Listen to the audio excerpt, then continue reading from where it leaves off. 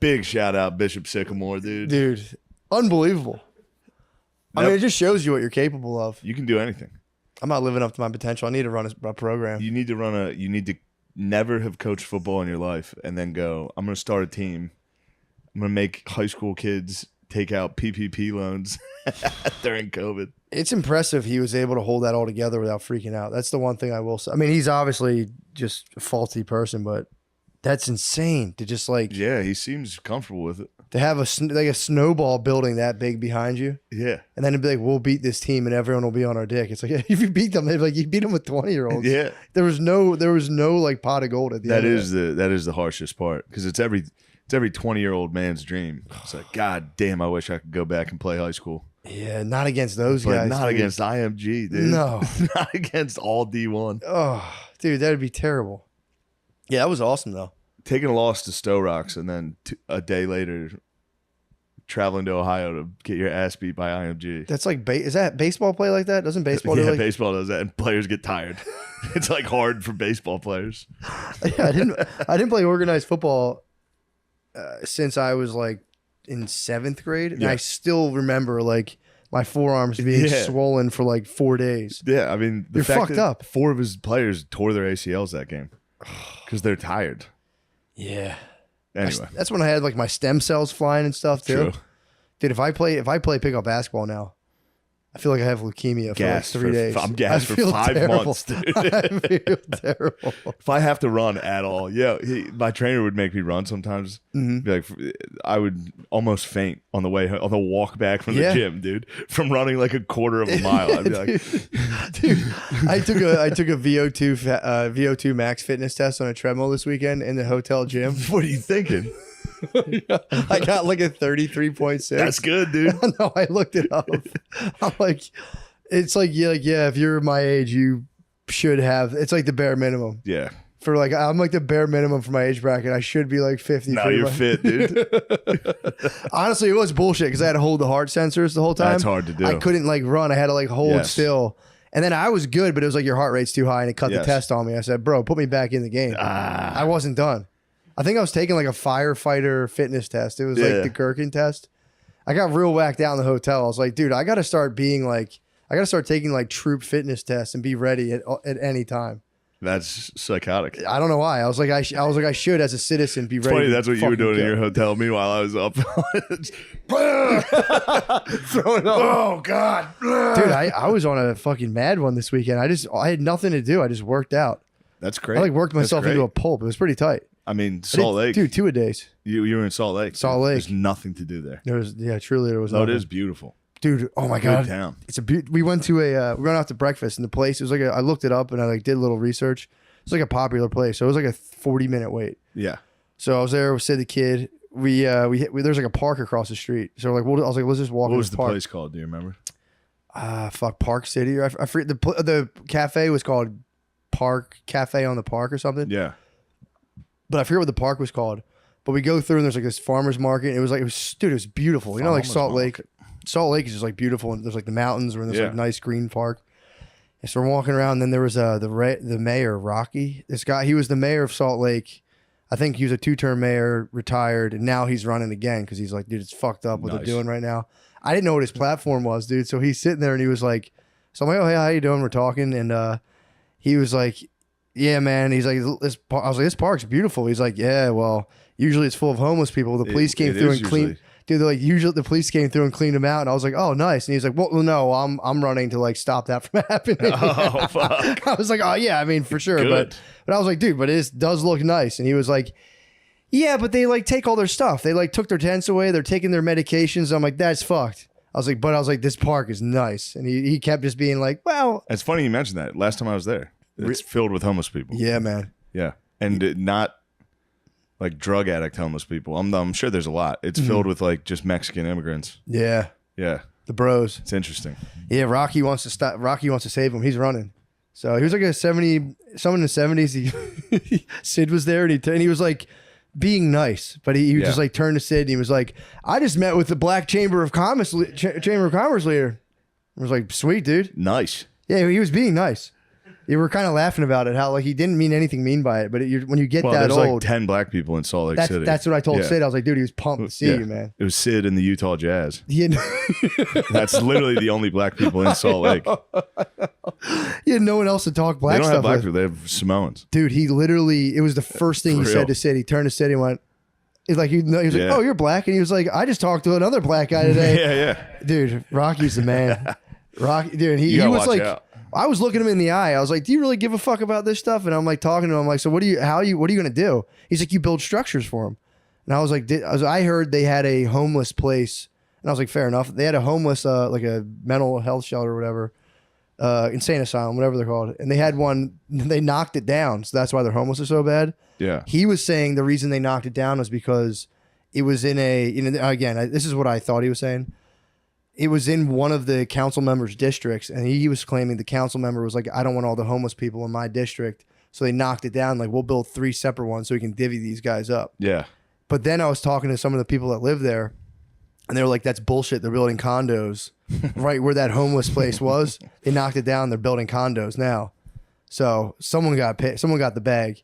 Yeah. And then it's like all these dudes are dispersed, and you can come out. And I'm not saying he's doing this. They need to put these insane asylums a little outside of the city. It was right they downtown. put them in the heart of the fucking city every time.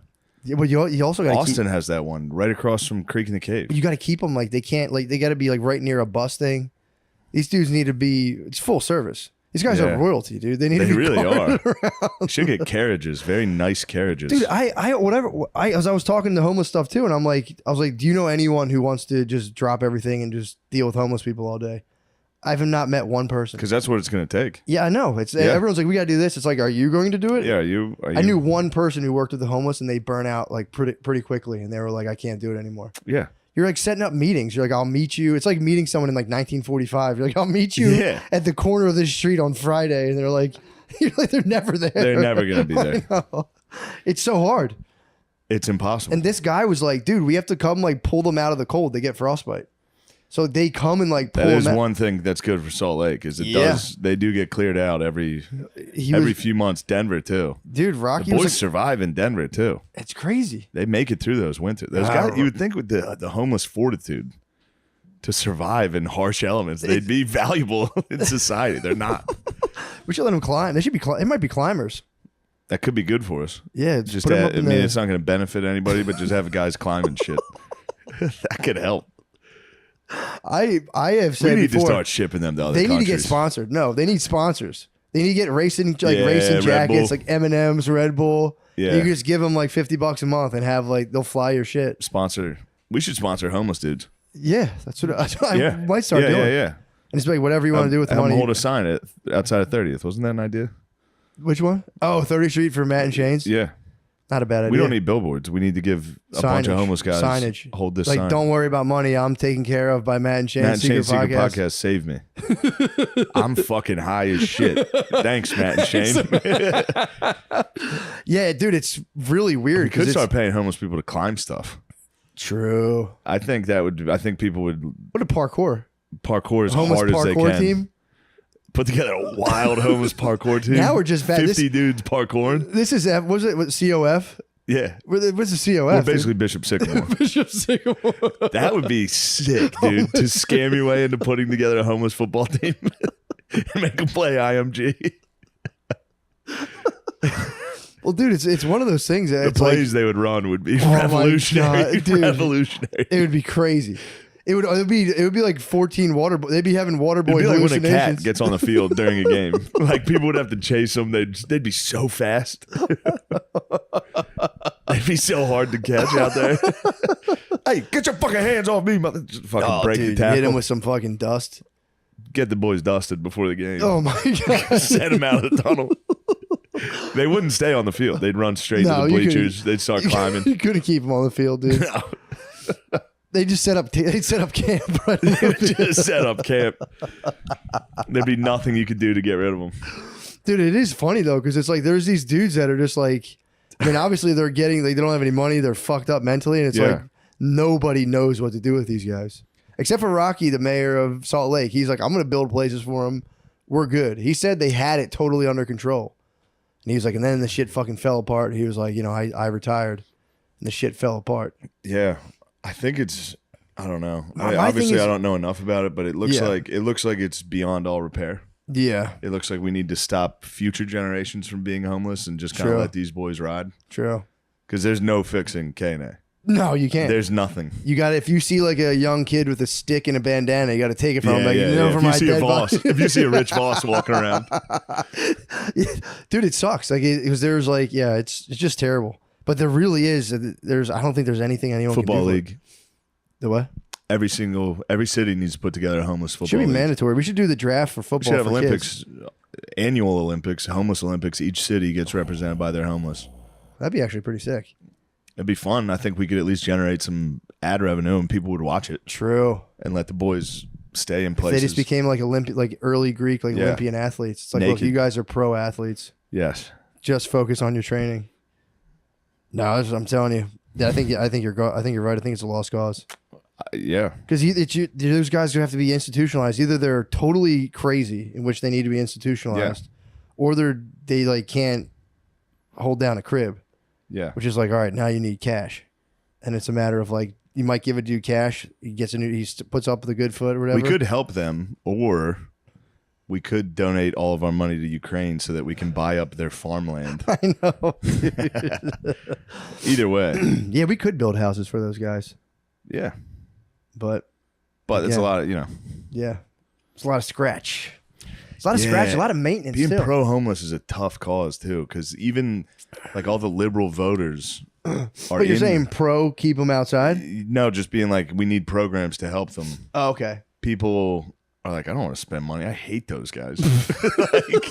And even the people that would vote for it, the liberals, are in the city. They're around these guys constantly, and they're like, that's probably one issue. They're all like, That's what I'm saying. It's a lot of lip service. Everyone pays lip service to it, and it's like, yeah, we got to do something. It's like, bro, what's stopping you? I gave a homeless guy a bottle of water this weekend. I don't want to brag. For the record. Dude, down and around Helium, I gave someone the coat off my back, dude. Wow. Last winter. You were trying to get rid of that jacket. Yeah, it was an old. You were done with that jacket. I was just hoping I was on somebody's security camera. I'm like, that'll probably go viral, dude. Yeah. Looked back. That was me. Yes, it is I. Bishop Sycamore. I had like a hoodie on and a big ugly jacket that I was like, yeah, you can have this one. Yeah, 2 jackets. He was chilly, yeah. He was cold. You're like, yeah, we're in the Rockies. Yeah, it was chilly. Actually, I stole the jacket off my uncle. He left it at my uncle left it at my parents' house after a family party. He had a bum jacket. And I was like, you know what, you can have it. I gave it. But I rubbed elbows with the power center of the Salt Lake. Rocky's going to win, dude. If he's won before, he's probably going to win. He's won twice. I think City's going to shit. Going to fucking hell. It's going to hell in a handbasket. Although, dude, that park, I was like, bro, this park does look nice, though. Last time I was there, it was lined with Mexican and Samoan people laying in the grass, dude. He was saying the cops come and just fucking like squash all their shit and throw all their crap out. And, like, beat it. That's what happened in Austin under that bridge, right by Creek in the Cave. You go Cops down, came. The one time I was there, it was a tent city. Yeah. And then the next time I came, it was totally empty. Damn. It was like, bro, they did that in Philly, man. cleared it out. During all those like riots and stuff, Peaceful protests. peaceful protests. During all like the peaceful fire bombings on cop cars in Philadelphia, they just took over a baseball field, and it was a full tent city, and everyone was like, "We're so close." The what? Get them pitching a little. Get them throwing it around a little. They were angels on the outfield, dude. They were angel dust on the outfield, dude. And one day they came through and they just fucking cleared it, wrapped it up in a fence, and that was that. And it's like they fenced it all off. That does have to blow ass to be. You're a homeless guy. You leave your tent for the night to go on your missions. Yeah. You come back from your missions. The whole tent city's gone. And you're like, fuck. It's bike cops, dude. Fucking bike cops came and smashed it. Dude, they come and they just like they like tug of war your tent from you. And then they like take this guy was saying that these people have like prescriptions and shit, and they'll just be like, toss them. I mean, dude, imagine being a cop and waking up like, what are we doing? Like, yo, you're shutting down a homeless camp. It's being like, fucking Christ. Yeah, there's got to be a little part of you that's like, I guarantee they're like, dude, come on, man. Fucking nuts. This is gonna suck. Yeah, that does suck. Dude, ass. going into like domestic disturbances and like all that shit fucking tearing blows. down truly mentally disabled people's It's houses. terrible. It's yeah, terrible. that's really hard. Yeah, man, they got it. Well, no, the problem is they're not getting up at fucking 4:30. They need to They wake gotta up get at up at 4:30. 4:30, go to the gym, get sunlight, dude. They are getting sunlight, so that does disprove the sunlight. True. Good point. Those boys are crushing. So actually, they might be too powerful. They might have too much power. It's probably why they're schizophrenic. True. They've developed they've become multiple souls from so much from sun. the sunlight. True. It's like splitting out. There's a new me. There's too much sun. No, I can't believe there's homeless. The Phoenix homeless guys. Austin homeless is terrible. Yeah. That sucks. True. Yeah. It's thick. It's so hot. It's thick. And you're down just there. laying on a hot, baked rock sidewalk. It's got to be kind of tight though. Once you do, like, it's got to be nerve wracking to be homeless. I'm sure it sucks the whole time, but once you're in a nice climate and you get one of like a nice easygoing week, they're hitting you with the food and you're just kind of kicking and bopping around. Yeah. There's got to be a point where like I'm really doing this. Yeah, like I'm pulling this off. I'm for real doing this. I'm the celebrate. freest dude in the world. It's time for me to celebrate. Let me try some of that heroin. Dude, the Kensington has the trank. It's the stuff that like starts your skin, like it's like a skin eating thing. It's fucked up. Yeah. I was driving past there or somewhere recently. I saw someone's leg and they had that like The holes in a it. fucking huge Oh, open scab. It's Then disgusting. they inject into it. That's what I saw when I was driving down K&A. I saw people injecting into their neck wounds. Oh my god! Yeah, it's like, what do you do, dude? It's like you'd have to steal that person away.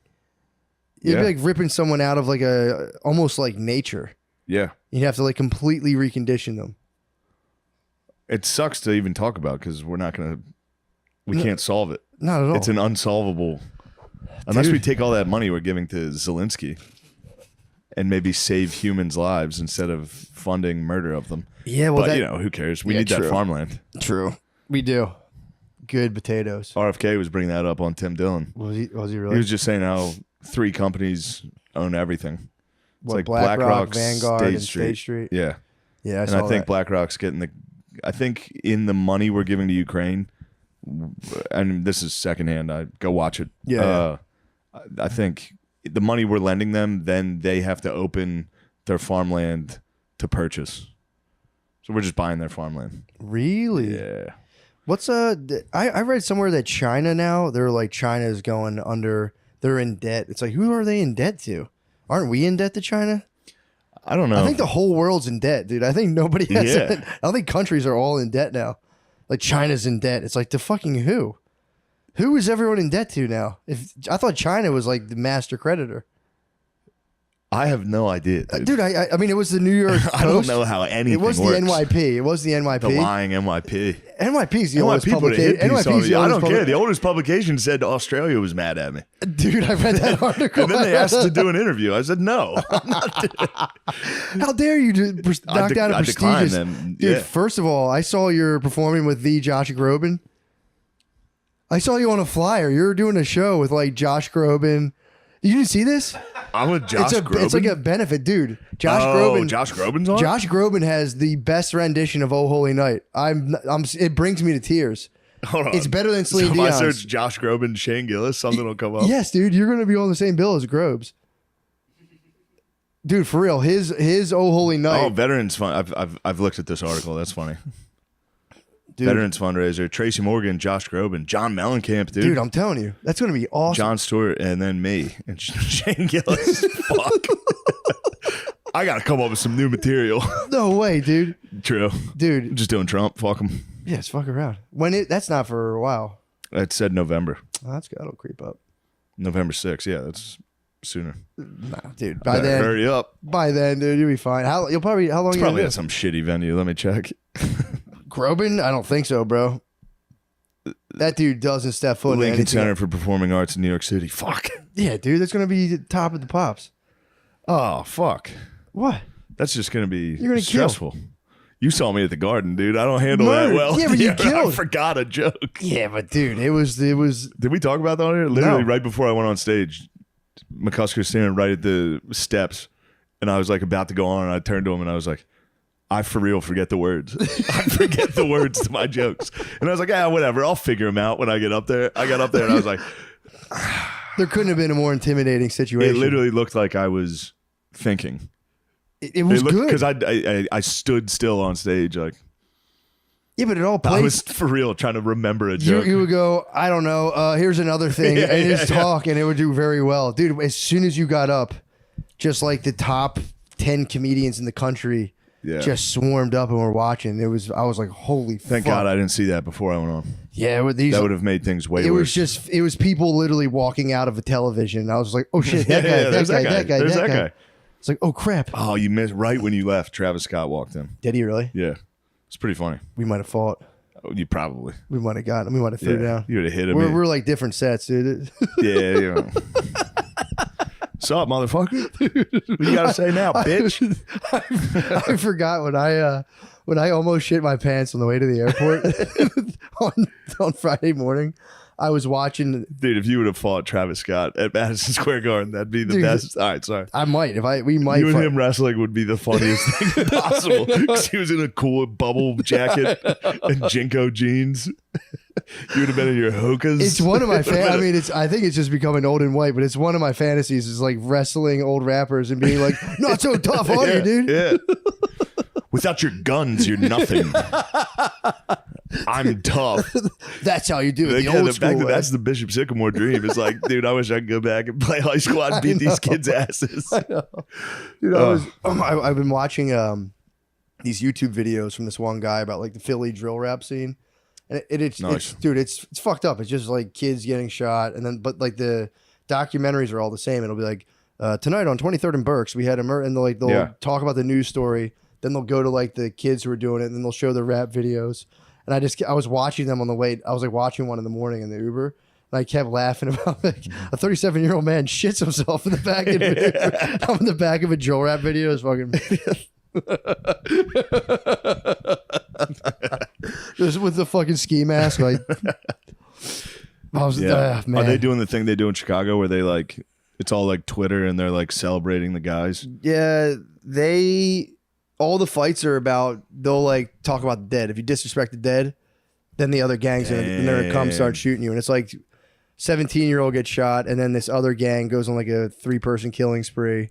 Yeah. And it's fucking insane. Then the dudes always just go on the run. Like one dude will get caught, another guy's on the run. Then they release records on the run, they get caught.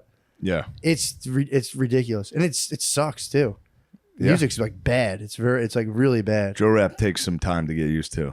Dude, it's the same. I've watched like 5 of these. They're like mini documentaries.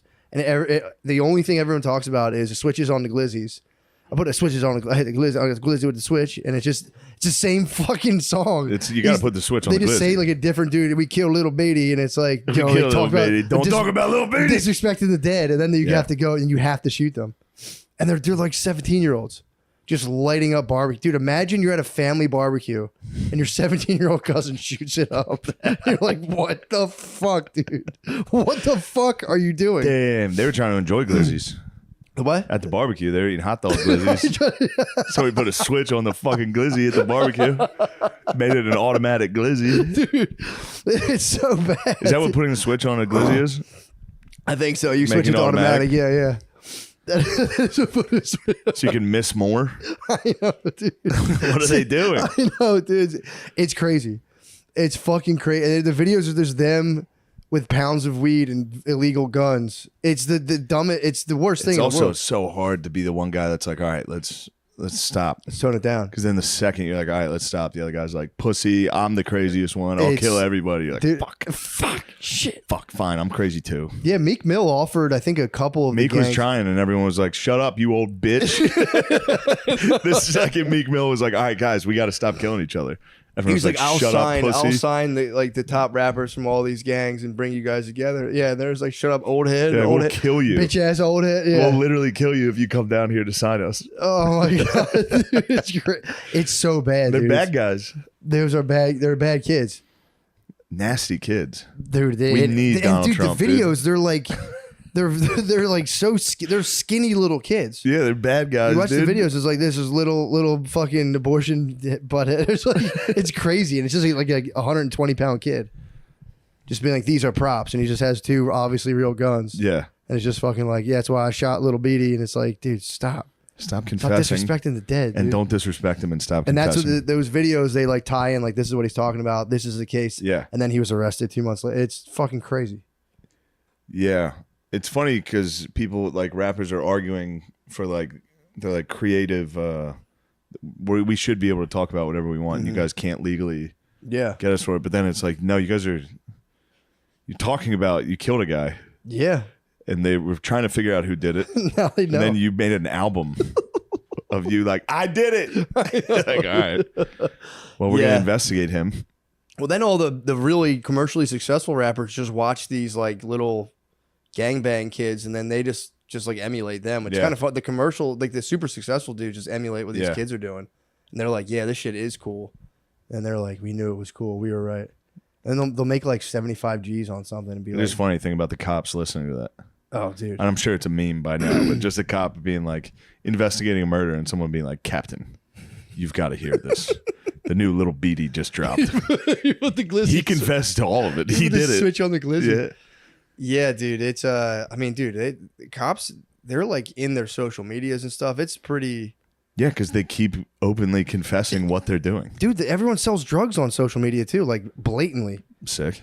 Blatantly. There's so many people that have videos of themselves with illegal guns and like being like, yo, I got like rattling pill bottles. It's a lot of people doing it. You get out of jail. These dudes get out of jail and then just like go on Snapchat and they're with like a gun like right away. Dude, don't. It's like John Morant kept doing it. Just don't do it, dude. Just don't do it. Yeah, it's fucking nuts. I got into a little, I fell into a rabbit hole watching kids get in shootouts on Instagram Live. Yeah. Pretty fun. Yeah, it's pretty fucking nuts. Nobody gets hit. It's crazy. Sometimes they get hit. Yeah, dude. I don't know why they just don't settle it with laser tag. Laser tag, dude. Tell them to come to Meadowview. I might try. Yeah, I might try to round up all the gangs and be like, guys, we're gonna settle this once and for all with laser tag. Paintball, laser tag. Shut up, fucking old head, old. Shut up, you'd get shot and beat. You'd get beaten and they'd take your hookahs, dude. Your hookahs. That's the worst nightmare. I take my hookahs. Just losing my your ultras. hookahs. Just getting knocked out and having them. I've seen videos where they knock dudes out and just strip them naked and leave them. I got in a fight one time and someone tried to take my sneakers off me. Yeah, was that the 7-Eleven? The battle behind. I know the battle of 7-Eleven. It was the black BMXer and his two white minions, dude. The white minion snatched one of my shoes and I fucking I went super Saiyan. I spazzed, dude. Fully fucking spazzed. Give me back my shoe. Dude, fully. I made him climb a fence and it was a temporary construction fence. You love making guys climb. I had to, bro. I do like the idea. Get my fucking shoe now. You go down and get it. It was a fight that was like, yo, we're cool. And I was like, tell him to get my fucking shoe. I spazzed. Tell him to get my money. I was freaking out. That is the worst when you're that like upset and emotional. You try to talk through insane breath. I was gonna destroy one of his white minions. I was like, the white minions were like little Skeletor dudes, and I was like, I'm gonna kill you guys. You're a psycho, dude. Dude, they called me gay. And I was walking home, and he called to be his quote. He said, "Nice shirt, faggot." And I walked to 7-Eleven and went, I'm not gonna let this ruin my night. I'm not day. gonna let this ruin my night. And then I started walking. I got some Gatorade because I was gonna be a hangover, and I was just like, yeah, you know what? Fuck these guys. I was like, who the fuck you going to? I like walked and came back, saw him again. I was like, yeah, I can't let that slide, dude. Not out front of my dorm, dude. No. I was in Calhoun. That's your dorm. block, dude. You got to hold it down. That's right up front of Calhoun, dude. Was Calhoun a general? Calhoun. There was a General Calhoun. That was my dorm was named after the famous General Calhoun. Couldn't let that slide on. I couldn't put smut on Calhoun's name, dude. Nah. Fuck that, dude. 8th floor Calhoun. Nah. I had to put on for my floor, dude. I was on a co-ed floor. Shit, dude. The babes could have been looking out the window. They could have seen me on the 8th floor and be like, damn, who's that? That's the guy that was called a faggot in front of 7-Eleven. For wearing his roommate's shirt. For wearing a cool shirt. They destroyed my shirt, too. Like, it got torn to shreds. Oh, no. It was my roommate's. It wasn't mine. I borrowed it off him for the night. But you beat up one of the guys? We had a draw. He was winning a lot of the fight, and then I flipped over. I got superior position. I cranked back, and he mercied. I said, all right. I said, no, get him my fucking shit. I started spazzing on the kid. He's like, oh, fucking get it, dude. Chill. Nice. I got my AF1 back, dude. Nice. Kept pushing, yeah.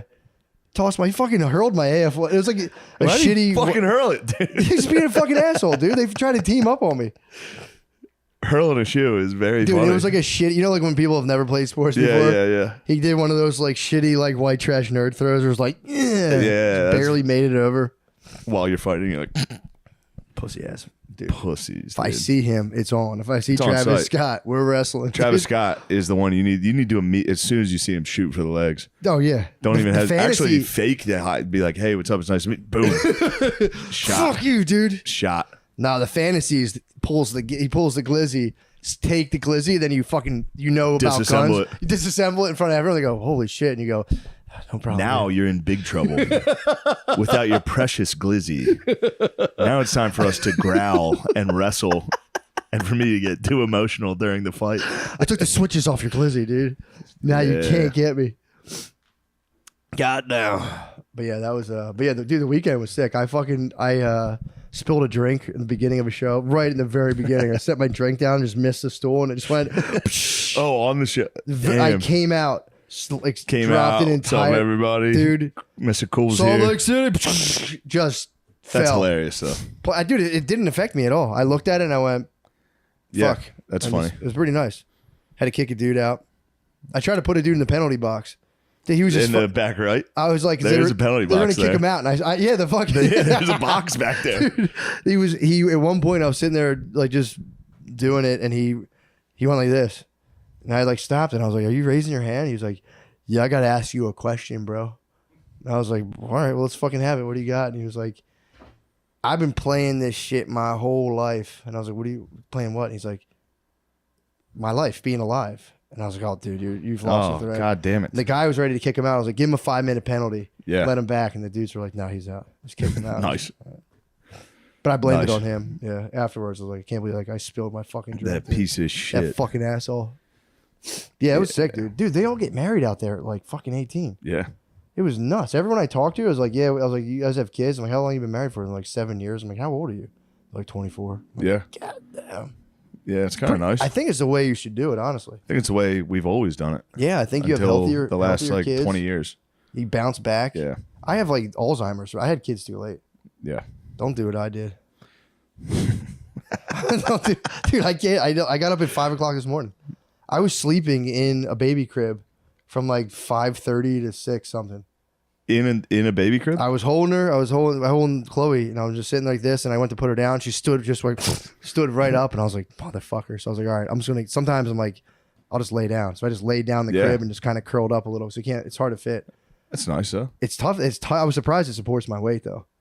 So I got in there and just laid in there, and you can catch like kind of a nod out. Do you have to climb over it to get in? To get out, I had to climb over to get out, and she popped up again. I picked her up and you rubbed her back, and then you just bounce and shut the door real quick. And if they don't see you, they just go back to sleep. Yeah, I fucking got up at like 5 o'clock this morning. That sucks. Some bullshit. It was all right. I was pumped. I slept. I got home from Florida and passed out during the football games again. I'm officially an old man. The second those late games come on, I'm just.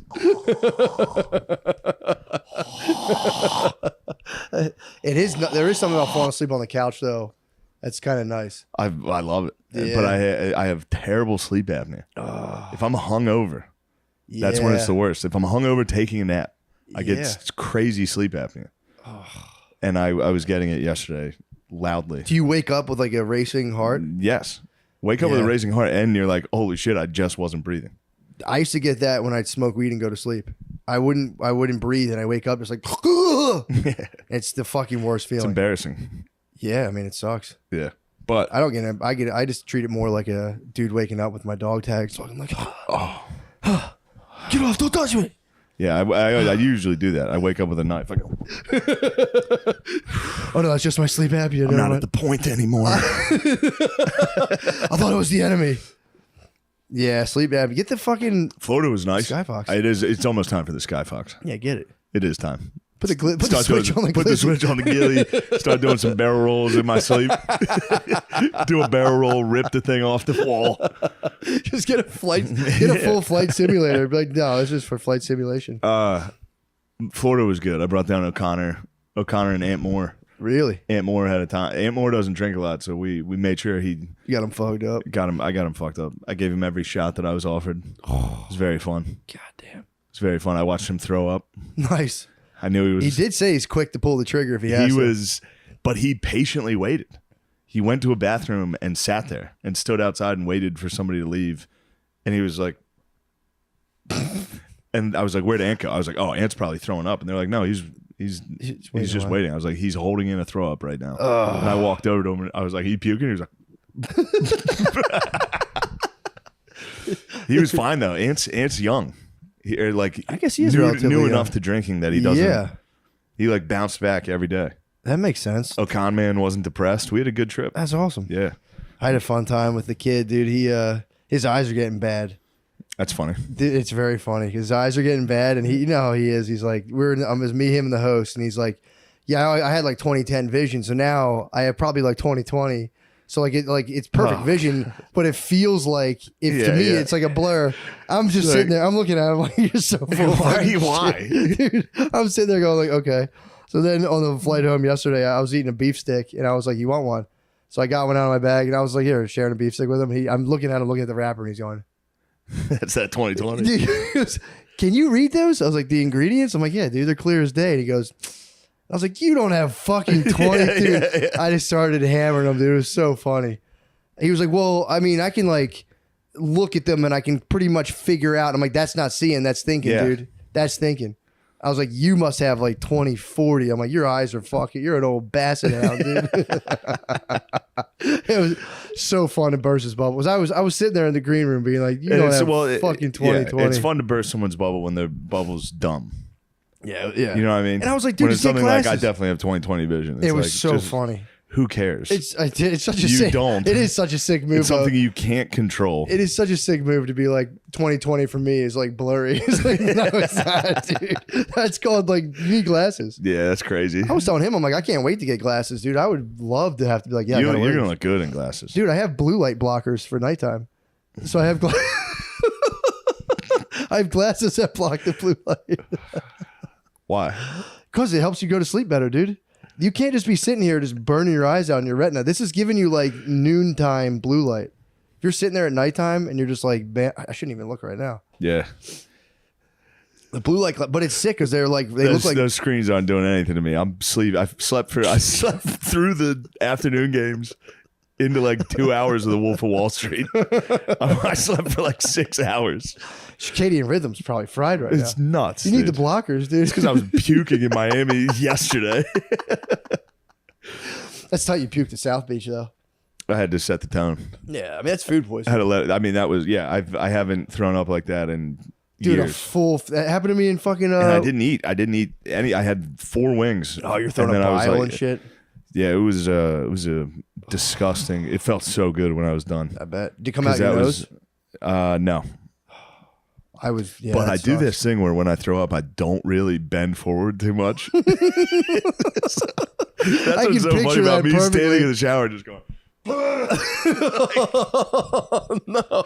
And I was like, I can do it in the shower. It's just gonna be like water and a little bit. It was so much throw up. Oh, it was like a chum bucket. It was fucking insane, dude. It was just totally undigested lettuce. Just lettuce. Did you push it down the drain? No, I couldn't. I felt bad. I scooped some of it up, threw it out. Sorry, guys. It for real wasn't that gross looking.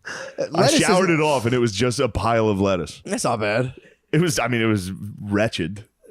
It was a terrible way to start your morning and then have to get on a flight.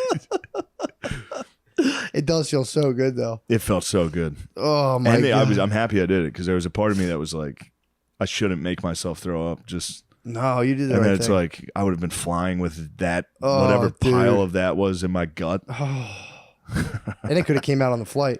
If I puked on the flight, that would be so embarrassing. especially that standing posture. Yeah. Just in a bathroom. I couldn't, while I was puking, I was like, holy shit, that's so much. Yeah, that was sad. Yeah. My entire family came to my show in Fort Lauderdale. Really? That was off-putting. My new hour is just me jacking with the off. new mat, yeah. Yeah, it sucks. Although the new hour is probably fire. It's funny, but I lost a lot of confidence in it this week. Yeah. Yeah. Yeah. So I'm gonna have to do some spots this week. Sure to bolster it up. Which is gonna hurt. Nah, it has to be done. Just going and taking a dick at the fucking Comedy Cellar. The hero's journey. It is, but now there's gonna be pressure on me too. All the other comics like, oh, he thinks he's so good. Yeah, they should know though. They should, but I'm saying they should know it's a new hour time. I know, but when you watch someone else bomb, you go, that's the guy. I'm the guy. Yeah, but it's nice to have that kind of arc. Yeah. You need a fuck, what is it called? I can't think of the word, but it's like the catabasis. Yes, I it's need a Greek word for descent to the underworld, dude. Of course. If you don't think I'm descending to the underworld constantly, I threw up in a shower by myself. That's the underworld. That's literally the underworld. Yeah, but the real catabasis is fucking like throwing up in a hotel shower and then bombing is the catabasis. Fuck, dude. I didn't know. What do you think? You bombed? I didn't bomb, but it wasn't as good. Like I know what I could. Yeah. Yeah. No, it sucks, especially when you know like this will be good. This will be good. I have to just keep doing. Well, I knew I was in trouble because before Detroit, I was so nervous. Yeah. Because I was like, this new materials. I'm nervous for this. This weekend, I was like. Got it. Got 35. Now I just need another 20. Or might as well cut another one. Cut an album tomorrow. I got up there. I was like, oh, boy. After the first joke, I was like, well, this next joke sucks, too. Uh-oh. This next one kind of sucks, too. Those fucking theaters, bro. That's the worst place in the theaters, world to do it. They were beautiful theaters. That's what was nice about Detroit. It was like a shitty old. Yeah. Yeah. No, that was. And my entire family was there. Just aunts and uncles that my aunts hate it. Yeah. There's no way they like that. That's good though. As they should. I don't even think they're probably just looking. Yeah. Going, wow. If I was in a theater for like one of my nieces, I would just be looking at them like this is fucking nuts. Yeah, I guess that is crazy. Yeah, they're just they watched me grow up. Yeah, they're just watching like that fucking dumbass is here. He was a dumbass. Yeah, they're just being like this is fun to get out. Yeah, I guess it would be nuts if my nephew did that. Yeah, if Anthony was performing in theaters. Yeah, you'd just be like, what the fuck? How the fuck is Anthony up there? That kid's a moron. Yeah, they're just thinking about death the whole time, and they're just like, wow, I guess this is the circle of life. Yeah. They don't hear a single joke. They're going like, I wonder what's going to get me. It's going to be the cancer. It's going to be the Alzheimer's. My one uncle's just powered through cancer for so long. Dude, I've been like a death, they were like, you got like 3 years. In 2005. He's just been crushing it. He's just not dying. Yeah, there was like 3-year windows I've heard are just kind of like whatever. Dude, now they say the cancer treatment places are like an airport where like you just go in and it's just like this huge waiting center and they just pull you through and just blast dudes. You're out. Next guy, blast out. Oh, no. It's like these, my brother was telling me. He was talking to one of our uncles and he was like, yo, you sit down. It's like it's like you're waiting for a flight. You're just sitting in a room and it's like next. You're just waiting to get horribly sick from chemo. They just blast. Yeah, that is the goal in life, is to save up enough money for when you get cancer. It doesn't suck. Yeah, they blast you up. Yeah, it doesn't suck as bad. You get the weed tincture and you just hold it down, chill. But yeah, dude, I was talking to my brother Tom about that. Damn, that's a bummer, huh? Now you gotta save up money so you don't wait in the airport line for cancer treatment. Same with the skin cancer. The geezers sit down. Geezers get their face ripped off. My dad got the Michael Jackson, dude. My sister got hit with a chunk out of her face last time I saw her. I was like, what the fuck happened to you? I know I'll get blasted. I'm getting blasted so soon. I got spots from this summer, dude. I've disgusting. I was king of the sun. You were king of the sun. Now I have like white spots on me and shit. Brittany's like, what is that? I'm like, it's cosmetic blemish. It's nothing. It's cosmetic blemish. I Googled it. It's just a cosmetic blemish. It'll go away. That's what you got to do. You got to self-diagnose on the internet. Cosmetic you find the first thing that comes up is probably what it is, which is the worst thing. You go, nah, what else could it be? All right, there it is. That's what I have. Nothing. I knew it. It's a minor cosmetic blemish, dude. I got to watch Big J this weekend. Did you really? It was so funny. Yeah, he's fucking. I haven't watched him do an hour in forever. It's so good. He's so funny. Just sits there and just goes. I know. It's crazy. I watched him house like 3 blunts before he went on. I don't understand that, and then man. just totally killed. It's crazy. Yeah. Yeah, that like I feel like a bad boy. I'll take like a half a puff off a vape pen and have like 1 tequila and soda, and it's like I'm basically Richard Pryor, dude. I'm basically freebasing. I'm crazy. I'm Although unhinged. it was after I did a spot on the show, and it was after my show. Mm-hmm. I had a couple brewskis. Yeah. It was a little sloppy. Yeah, my new system now is first show, nothing. Second show of 1 tequila and soda as I'm performing. If I don't knock it over as soon as I walk out, dude, just a clean. Psh. and just looked at everyone. I was like, fear that. That's not time. a problem. I was like, that is not a problem. It is what it is. Everybody. And I still have a piece of paper because I can't remember all the stuff. It's all basically new. So just fucking soaked my piece of paper. And I was like, fuck, dude. Well, there goes the show. Fuck, dude. All my cool ideas are out. Have to do crowd work real quick. What do you do? Fuck, get him out of here. All my cool ideas are under. And I had like blocked it with all my stuff too. So I was like, I couldn't even see it. And I was like, man, what the fuck? Yeah. But yeah, it was fun. I had some stuff work, some stuff not work this week. It was any given Friday, Saturday, dude. It was what happens. Win some, lose some. I think doing new in a theater is easier. You think so? Yes.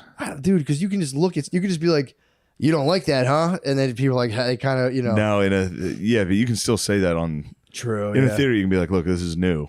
Yeah. And also, you can't see anyone. True. In the theater. Yeah, so you're like, sense. They're loving it. And there's a lot of people, so you're like, that's a lot of people laughing. A lot of people like this. A lot of people are laughing. Although I will say in Orlando, the lights came on at the end of the show, and I was like, holy shit, this theater is huge. I should have done way better. I was fucking bombed. The lights came on. I was like, damn, I thought this was a smaller theater. Florida's a little bit reserved, a little quiet. Yeah, they're not. I hit a couple stretches where I was like, all right, I gotta pick it up, gotta turn it around. Goddamn check spot, is it? This must be the check. That's another thing. There's none of that at the theaters, which is so nice. Why Salt Lake People was good about around, it though. Yeah, Salt Lake's good at it. They were very good at it. Just seeing a wait staff walk around, take orders in the front row, and just totally disregard you. I know. Like, do you want the jalapeno poppers? Like, talking about my sister's cancer. Excuse. Did you fart? I too adjusted tiny. I'm sorry. Excuse me. It's okay. I'm gonna start hooding myself after just fucking pulling the hood down. Like a girl. After a girl farts. Dark red face. What? You do it too. Yeah, you don't lick my ass. True. That's true. They sure don't. They sure don't. They sure don't do that. God bless them. Yeah, where are we at? We're at like a half hour. No, we're not. Ooh, 46. Sweet 47. God damn. Oh, dude, I got to give you the data dump on fucking KW. Ken Will. I've read now. Oh, hold on. Before the data dump, let me take a data piss. Take a data piss. Pause. Perfect. Yes. Load this. Load the dump. I will. BRB. Take a data piss.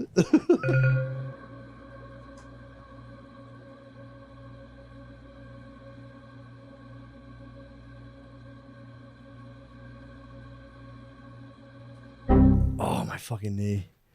Whatever your knee. Oh, just sitting for forever. This couch is hell. It's if you hit the lean, it's not that bad. But when you get up, I get like lightheaded. I stand up sometimes. I'm like, yeah, this is an odd couch. It's very comfy though. Anyway, tell me about DW. Oh, we're back on? Excuse me. Dude, so I'm now I read 2 Ken Wilber books. When I brought it up before, I had just started it. When I was talking about the power, like the beige, purple, nice. red. This guy, dude. I read 2 of his books. I'm on the 3rd and 4th right now. By the second book, can you confirm that I'm a red power giant? Yeah, you're tier 2. You're tier 2 due to your perspective taking prowess. It's that, dude. The theory's actually now on the 3rd book. I kind of have somewhat of a grasp on it.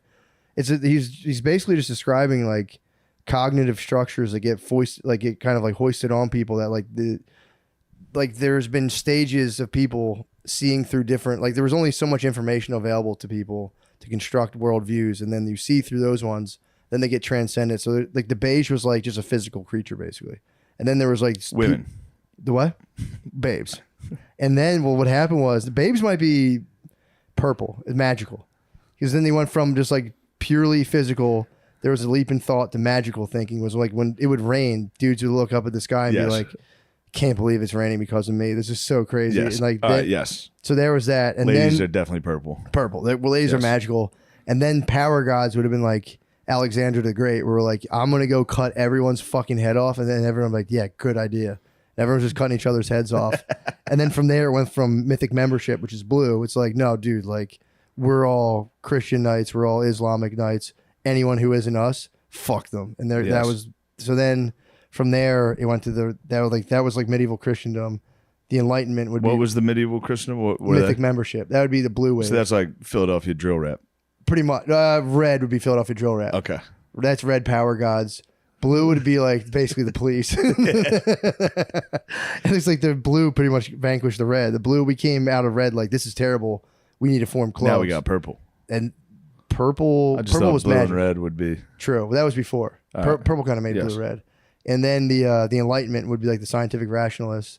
And then out of that came the postmodernists. They're all tier 1 because they only see through their own worldviews. He breaks down the culture war as a battle between the blue mythic membership, what the fuck are the orange, I think, are the scientific rationalist guys, and the green are like the SJW types. And the reason they're tier 1 is because they can't see that, like, they can't see the fact that any one of the other viewpoints has any validity whatsoever. So they're just locked in eternal struggle. Tier 2 is when you get to transcend all of them and say, like, you guys all have some good points, some bad points. You guys are all part of a healthy spiral of development that leads up to tier 2 is where we all need to get so we can end the culture wars and get along. Pretty tough. The book's fucking sick. That is nice. He's like, and within any of those structures, then there's levels of states where, like, you can be like a 14th century Christian and still reach something like enlightenment through just kind of like mental training. And like anyone can do that, but your enlightenment is framed through your structure of thought. So you said the East has no idea that there's structures of thought, and the West has no idea that you can transcend states within your structure. Dude, the book's fucking awesome. Very cool stuff. But he frames the culture wars, I think, better than anyone. It's fundamentalist Christians, like rationalist scientists who are like, we just need more progress. And then there's the green SJWs who are like, we need to be more into politics. And he's like, they're all right and wrong in certain degrees. Yeah. And then the Greens turn around and say, like, there's no such thing as hierarchies. And he's like, but you're nested in a hierarchy of thought. And anyone who thinks, like, especially the blues, like the mythic memberships, they're like, you guys are so stupid. None of that shit's real. And like, but there's no such thing as hierarchies. He's like, well, you believe your worldview is better than theirs. So you're locked into a hierarchy. He just slams the SJWs. It's kind of nice. He nerd slams them. It is nice to see a good nerd slam. Literally calls them nerds. But yeah, I had to give you the data. Are the SJWs still going? Yeah, they're going pretty hard, dude. They're still going? Yeah, well, it's like they're all lumped in with the postmodernists pretty much. No, I mean, not like as far as like they lost a lot of their power. They did. They were, but that's the thing too, though. They were almost sort of mythic membership as well. So it's like they kind of didn't really Yeah. They were all squatted up. But I don't think they're going. They don't have the power they once had. I don't think. SJWs? I mean, they made their mark. They definitely. That's the whole battle. Like how we should. The three groups of people are saying this is how everyone should see the world, and it's just tier 1 thinking.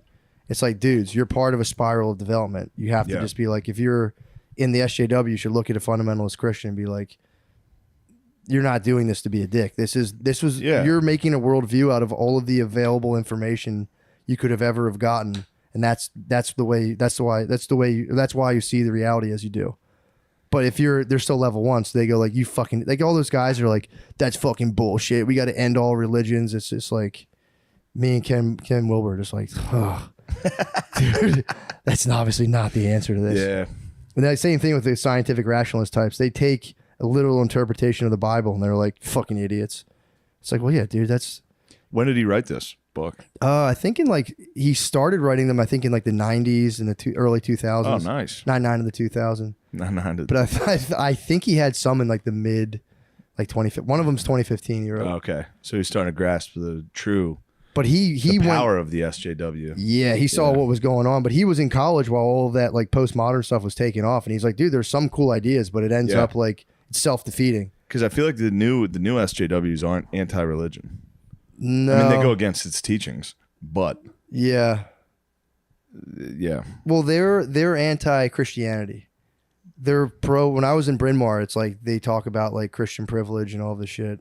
They're like, anything that's not Christian rules. But if you're Christian, you're kind of a piece of shit. Which is it was very funny just to sit in classes and be like, can we talk about our Christian privilege? And it was like, I'm not doing this. I was like, why are you framing this like that? It's Christian privilege. Yeah.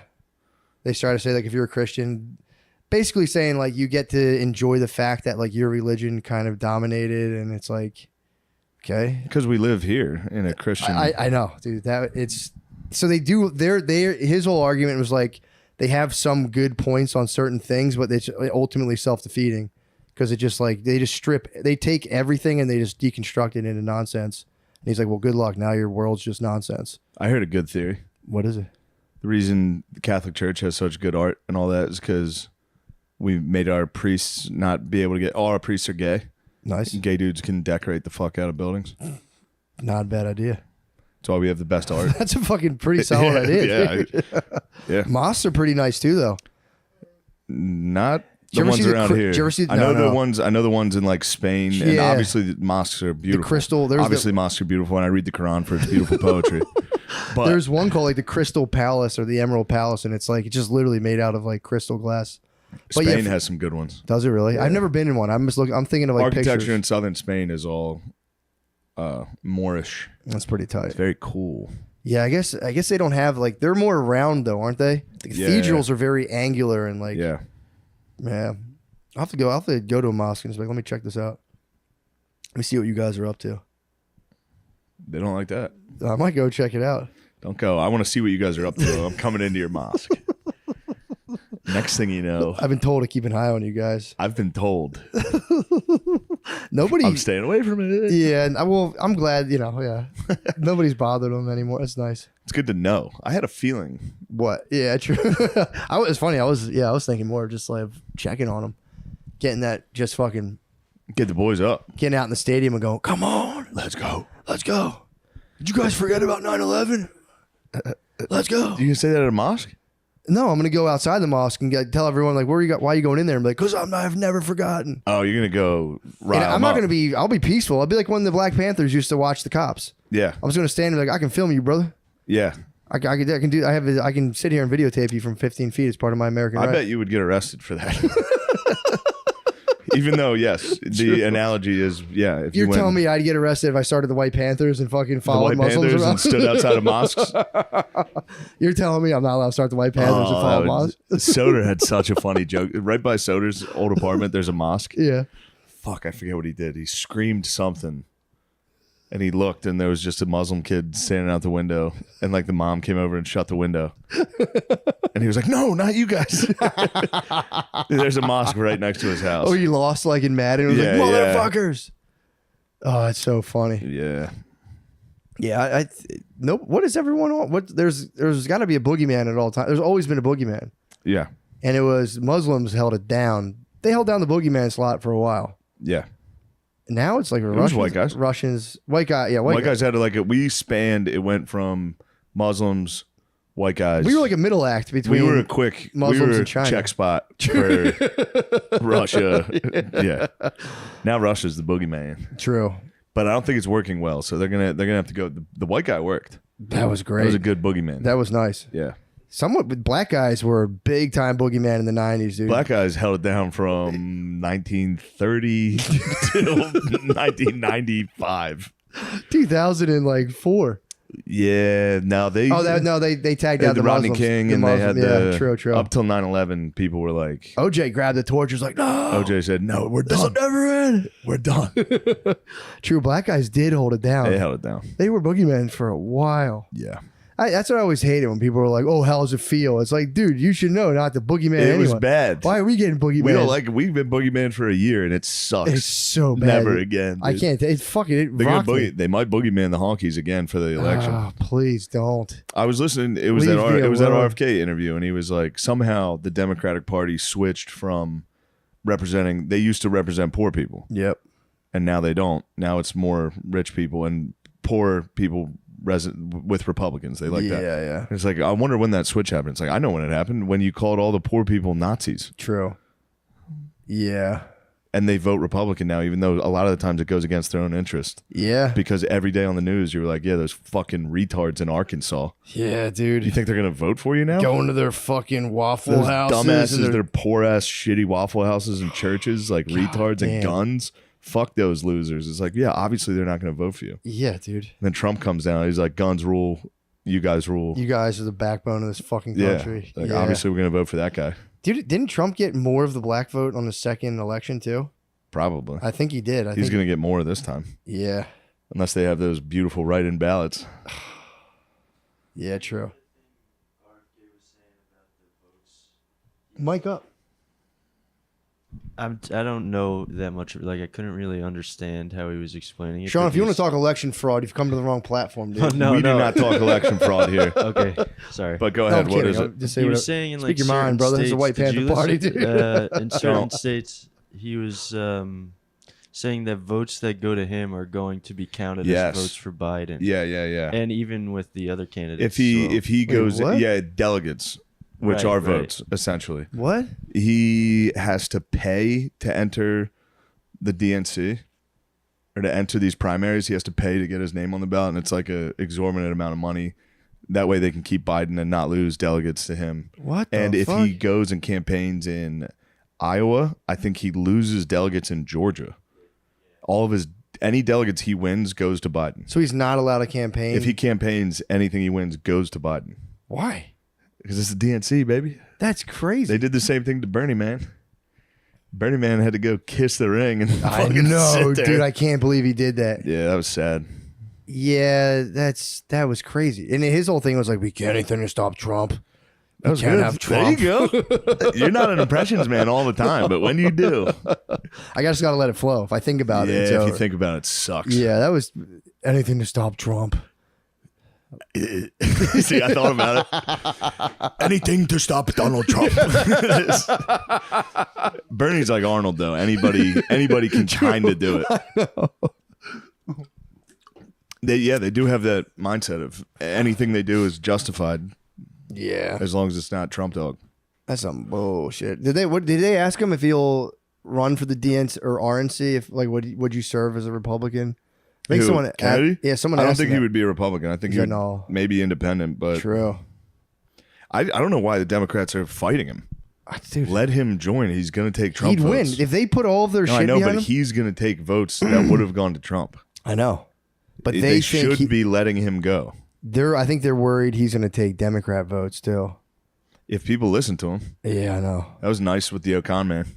He give in. I was like, just listen. I'm going to shut up Yeah. because normally when I'm listening to him with O'Connor, he'll say something and I'll go, "See, I told you," Yeah, and that shuts him out. Yeah, you know what I true. mean? Yeah. This time we just listened to the whole interview and I was like, all right, admit that sounded more coherent than Trump or Biden. This is probably our best, Yeah. the guy with a brain Dude, I compared don't. to the other two. I genuinely don't understand. It's all everything I've seen lobbied against him is it's just a smear. Yeah. I almost said schmear. I'm still fucking channeling. Don't be Bernie. anti-Semitic. A schmear. Dude, They ran a schmear on him. I almost they said did that. run a I schmear was like, campaign. schmear. Yeah, Voss. That's the only thing Voss knew about him is he was an anti-Semite. It works. It works. It works. But if you're a boomer, dude, it's like dude, my uncles and shit me and my brother were saying they're like a doctor's like take these pills and they'll take 10 pills and be like, I'm so healthy right now. And then they'll be like he was saying that like they'll be like they'll follow their doctor's advice to a T and they're like also don't eat this or that. And they're like, yeah right, dude. Yeah, right. I'm gonna eat a gallon of ice cream. Obviously, I'm getting a gallon of ice cream after this. Dude. He's like, they'll take 10 pills and be I like, lost 3 pounds so I could step on the scale here at the office. I'm going to get a gallon of ice cream. But no, if RFK is right about all that State Street, BlackRock stuff, I would imagine they're going to get rid of him. Yeah. Yeah, have they killed like a wicked leader? I was thinking about that on the way up. All the guys that get shot, I've never seen like maybe Hussein got fucked up. But like a lot of the guys who get shot in American politics, there's never been like a wicked, despised president who got shot. Tends to be like champions. Depends how you think about Reagan. True. But the war on drugs is something they would support. Yeah. So he got shot. Hinckley shot him, but he's all It right. might have been fucking the gang. It might have been the switch on the glizzy, dude. Hinckley hit the fucking switch on Dude, the glizzy. do you know PCP? I learned this weekend on TV that PCP is apparently a black-owned drug. I was watching this guy on whatchamacallit, That's Drugs nice. Inc. He was like, we figured out how to make it in the 70s. We control it. He's like, that's the only drug black people control, make, primarily consume. He's like, it's our thing. I was like, sweet, man, that's what's up. Nice. Yeah, I was like, that's fucking tight. It's a black-owned business. It is, dude. PCP. PCP, like, dude, they were going into the PCP dealers in Washington D.C. and there's like that's, dude. He said they make it in California. And you got to get the California Connect, but you can fuck around and get chopped up out there. But yeah, they didn't figure out, like, they didn't invent it, but they were like, they figured out how to make it. You know what I mean? Like cocaine is made by poppy, but it's like that's a complete. The guy was saying like this is from the top. Phenylcyclohexyl pepperide. I understand why they call it PCP. Yeah, dude. Phenylcyclohexyl piperidine.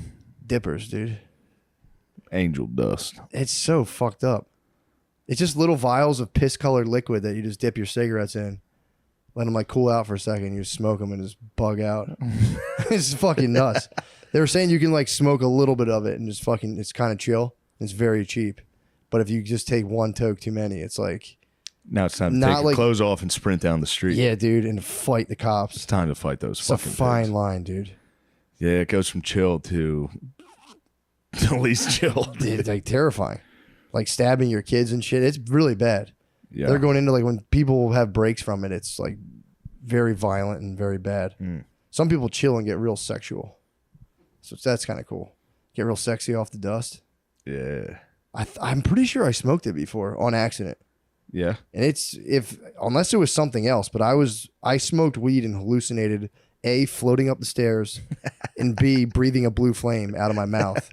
And the stuff smelled like a household cleaner. It was really bad. Oh no. Yeah, it was clearly, I think. How many hits did you take after you realized it stunk weird? I bought it and I smelled it when I bought it and I was like, hell yeah, we got an ounce of weed and we all just smoked it. For real, that was me with those wings this weekend. I went, something, this is laced.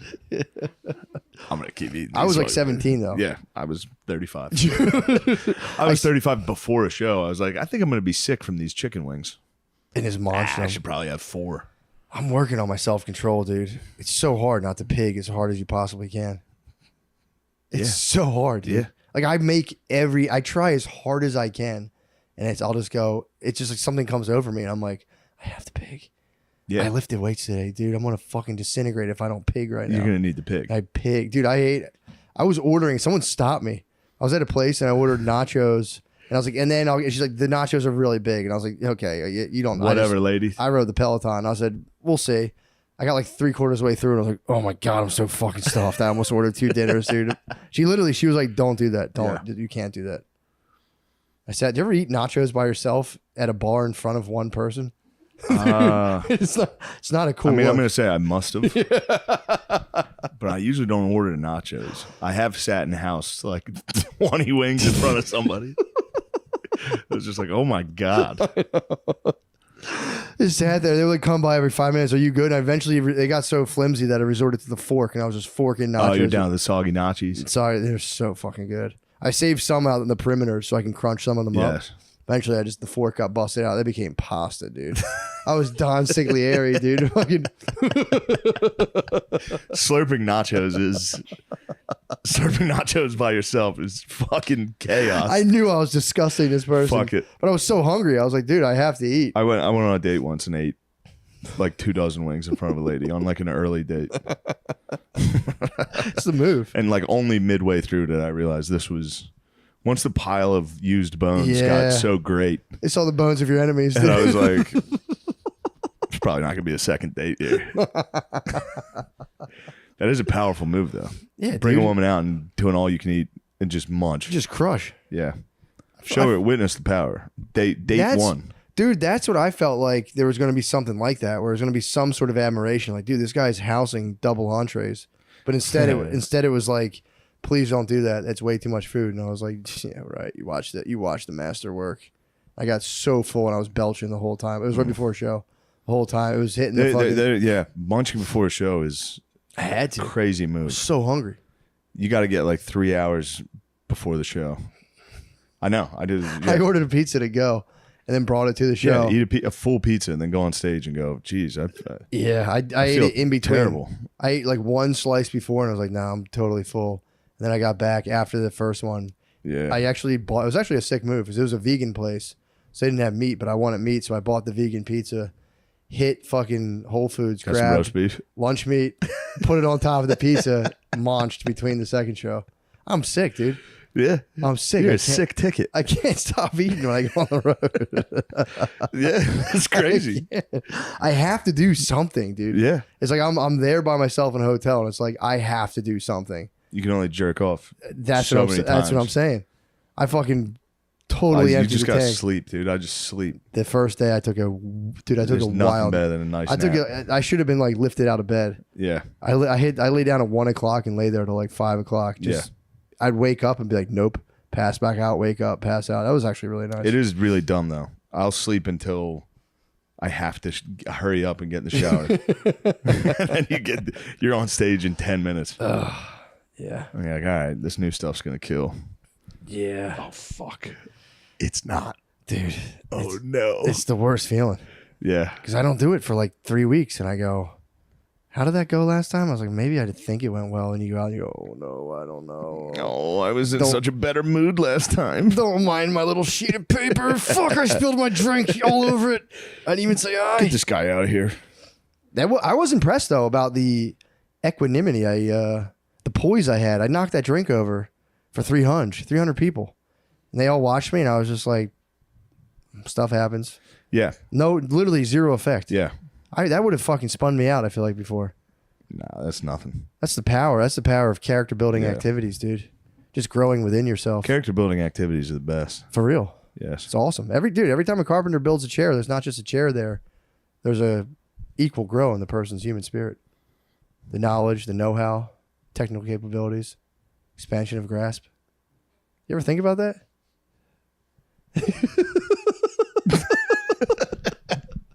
Yeah.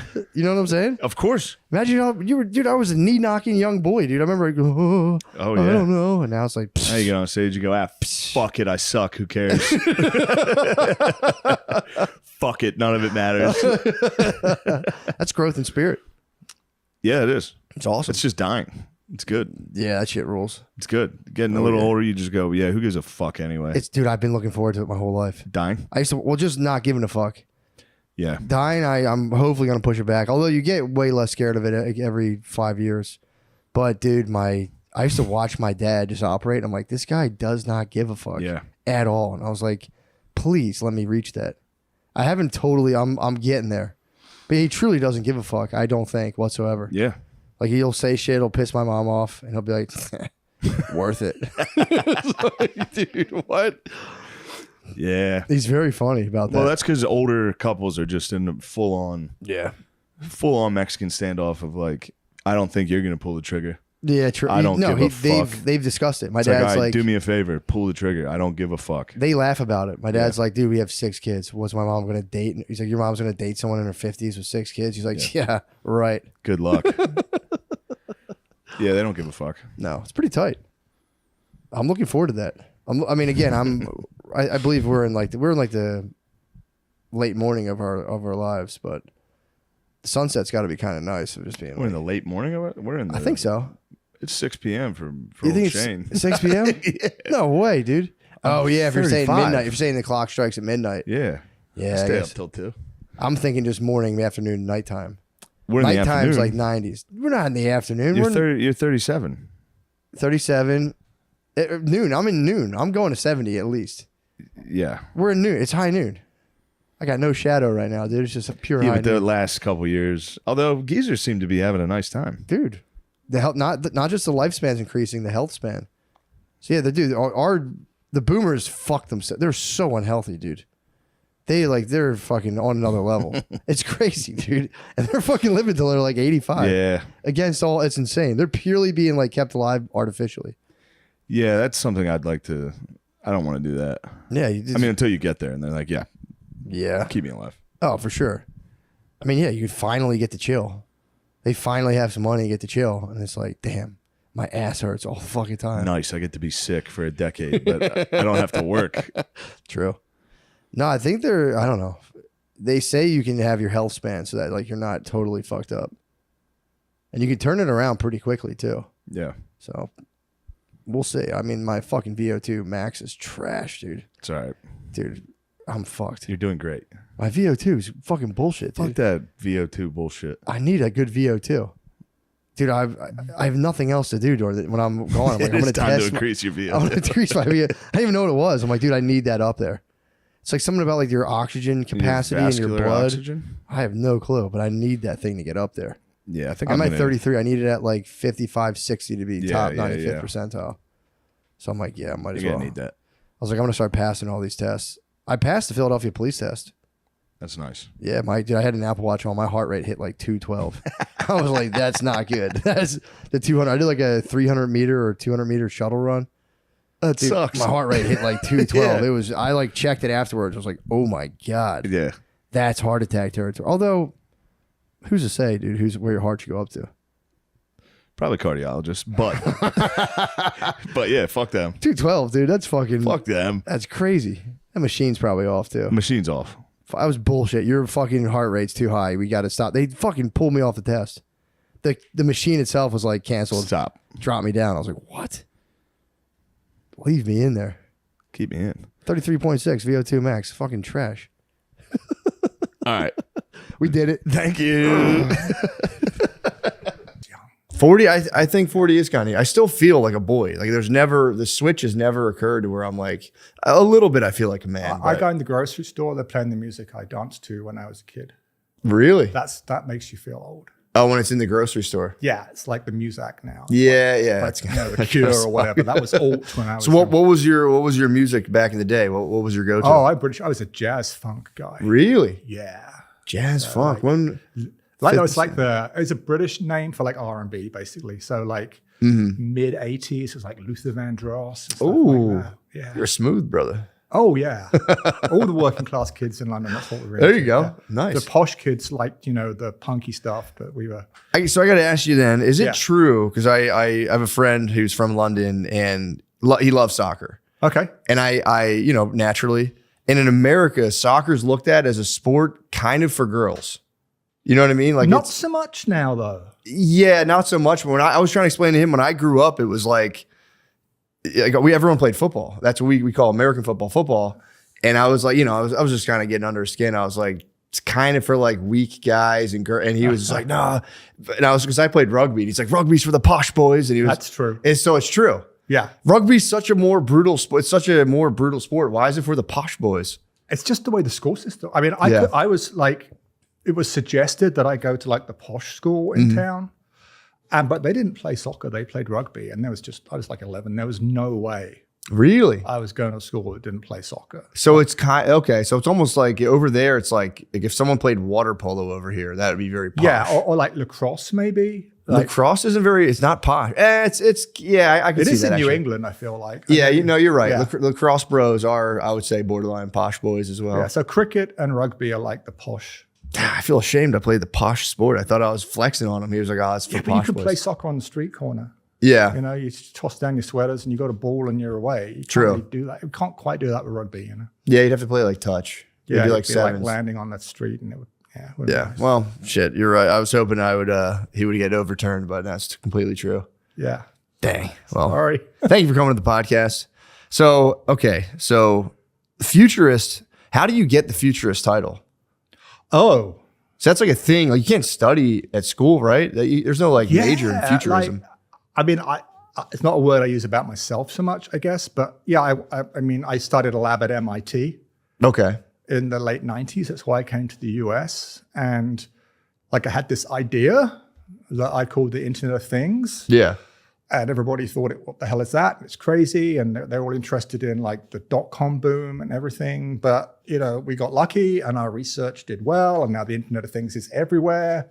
So you kind of, I guess, when you have a stupid idea and it comes true, you move from being like an idiot to a futurist. That's awesome. Well, it's funny because I watched a video and the origin of the Internet of Things, which we'll explain in a second, because I always heard that term and there's something about it. I'm like, man, I love that term. Yeah. I had no idea what you were talking about. I just I was just like, it's like the internet. I had this nebulous idea in my head. I'm like, it's like the internet and just fucking stuff. And I didn't know what it exactly was.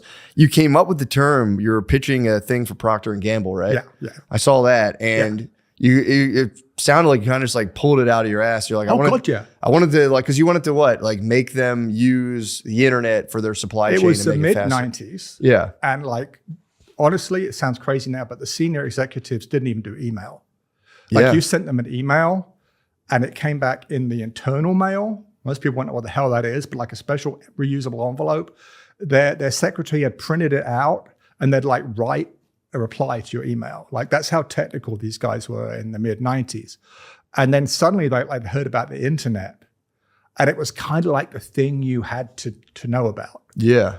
So like I already had this idea for like putting chips and things in the product so we could know where they were, but they weren't getting that. So I figured if I could put the word internet in there somehow, then they'd be interested. And then you just tacked on of things. Yeah. Kind of that's awesome. like, I mean, really, like, what am I going to call this PowerPoint presentation? How about this? Internet of Things. Yeah, and here we are now 30 years later. Yeah, that's cool because then like that idea for the presentation became almost like a career launching point. Oh, it did, yeah. That's insane. And I have to pretend like it was like some real...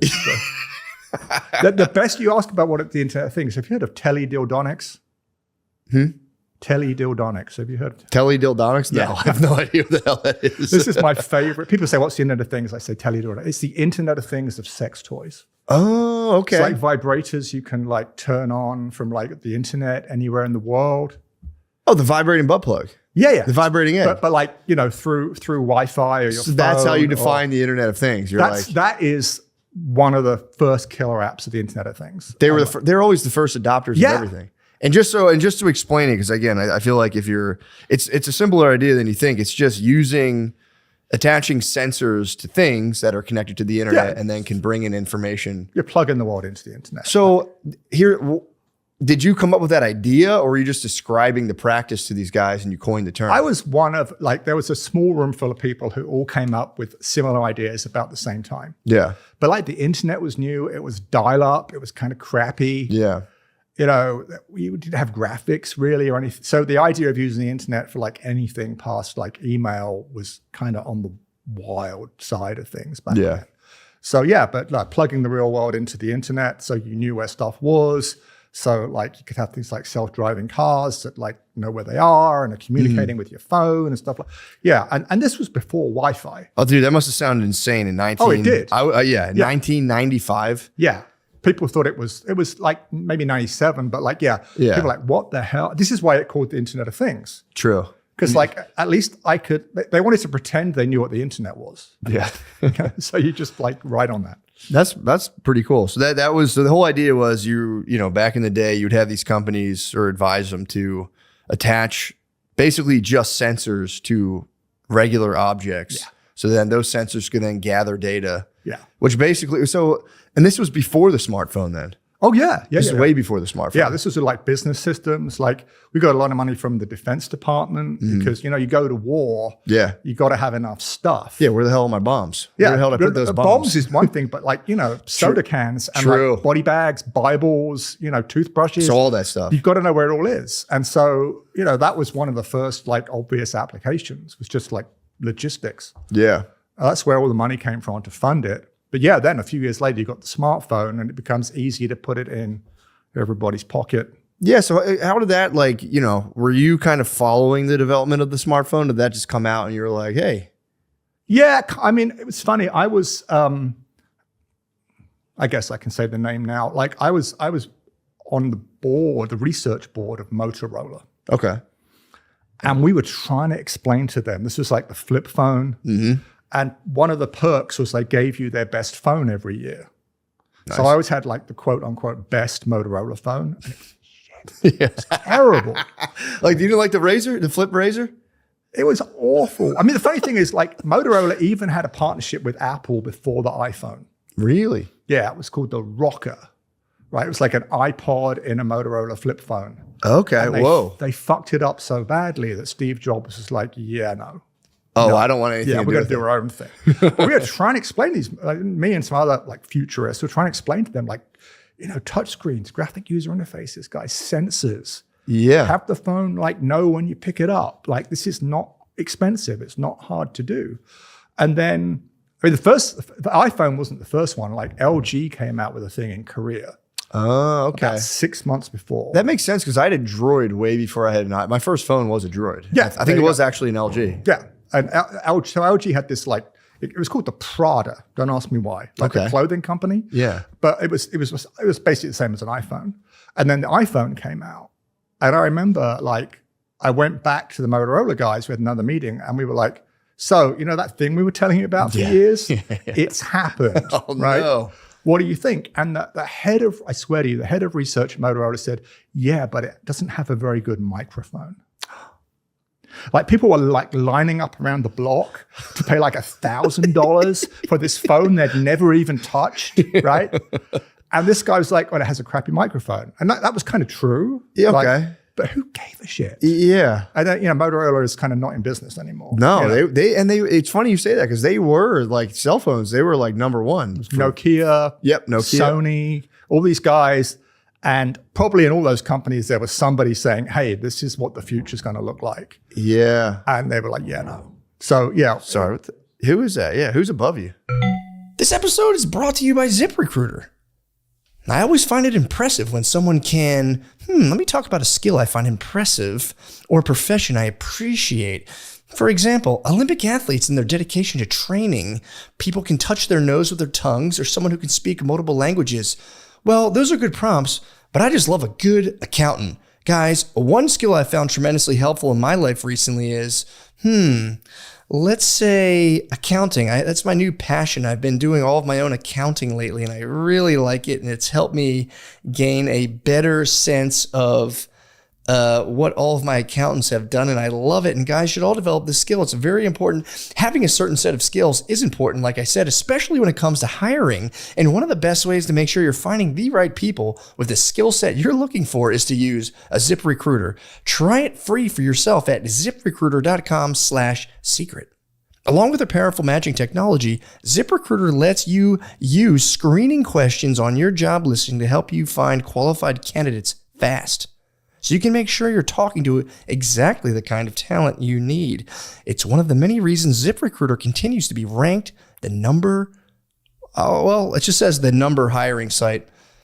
I'm going to say number one. They didn't give me the number blank hiring site. Guys, I'm saying number one based on G2. I'm going to make that leap of faith for ZipRecruiter. Number one hiring site based on G2, of course. Let ZipRecruiter help you find amazing candidates with the skills you seek.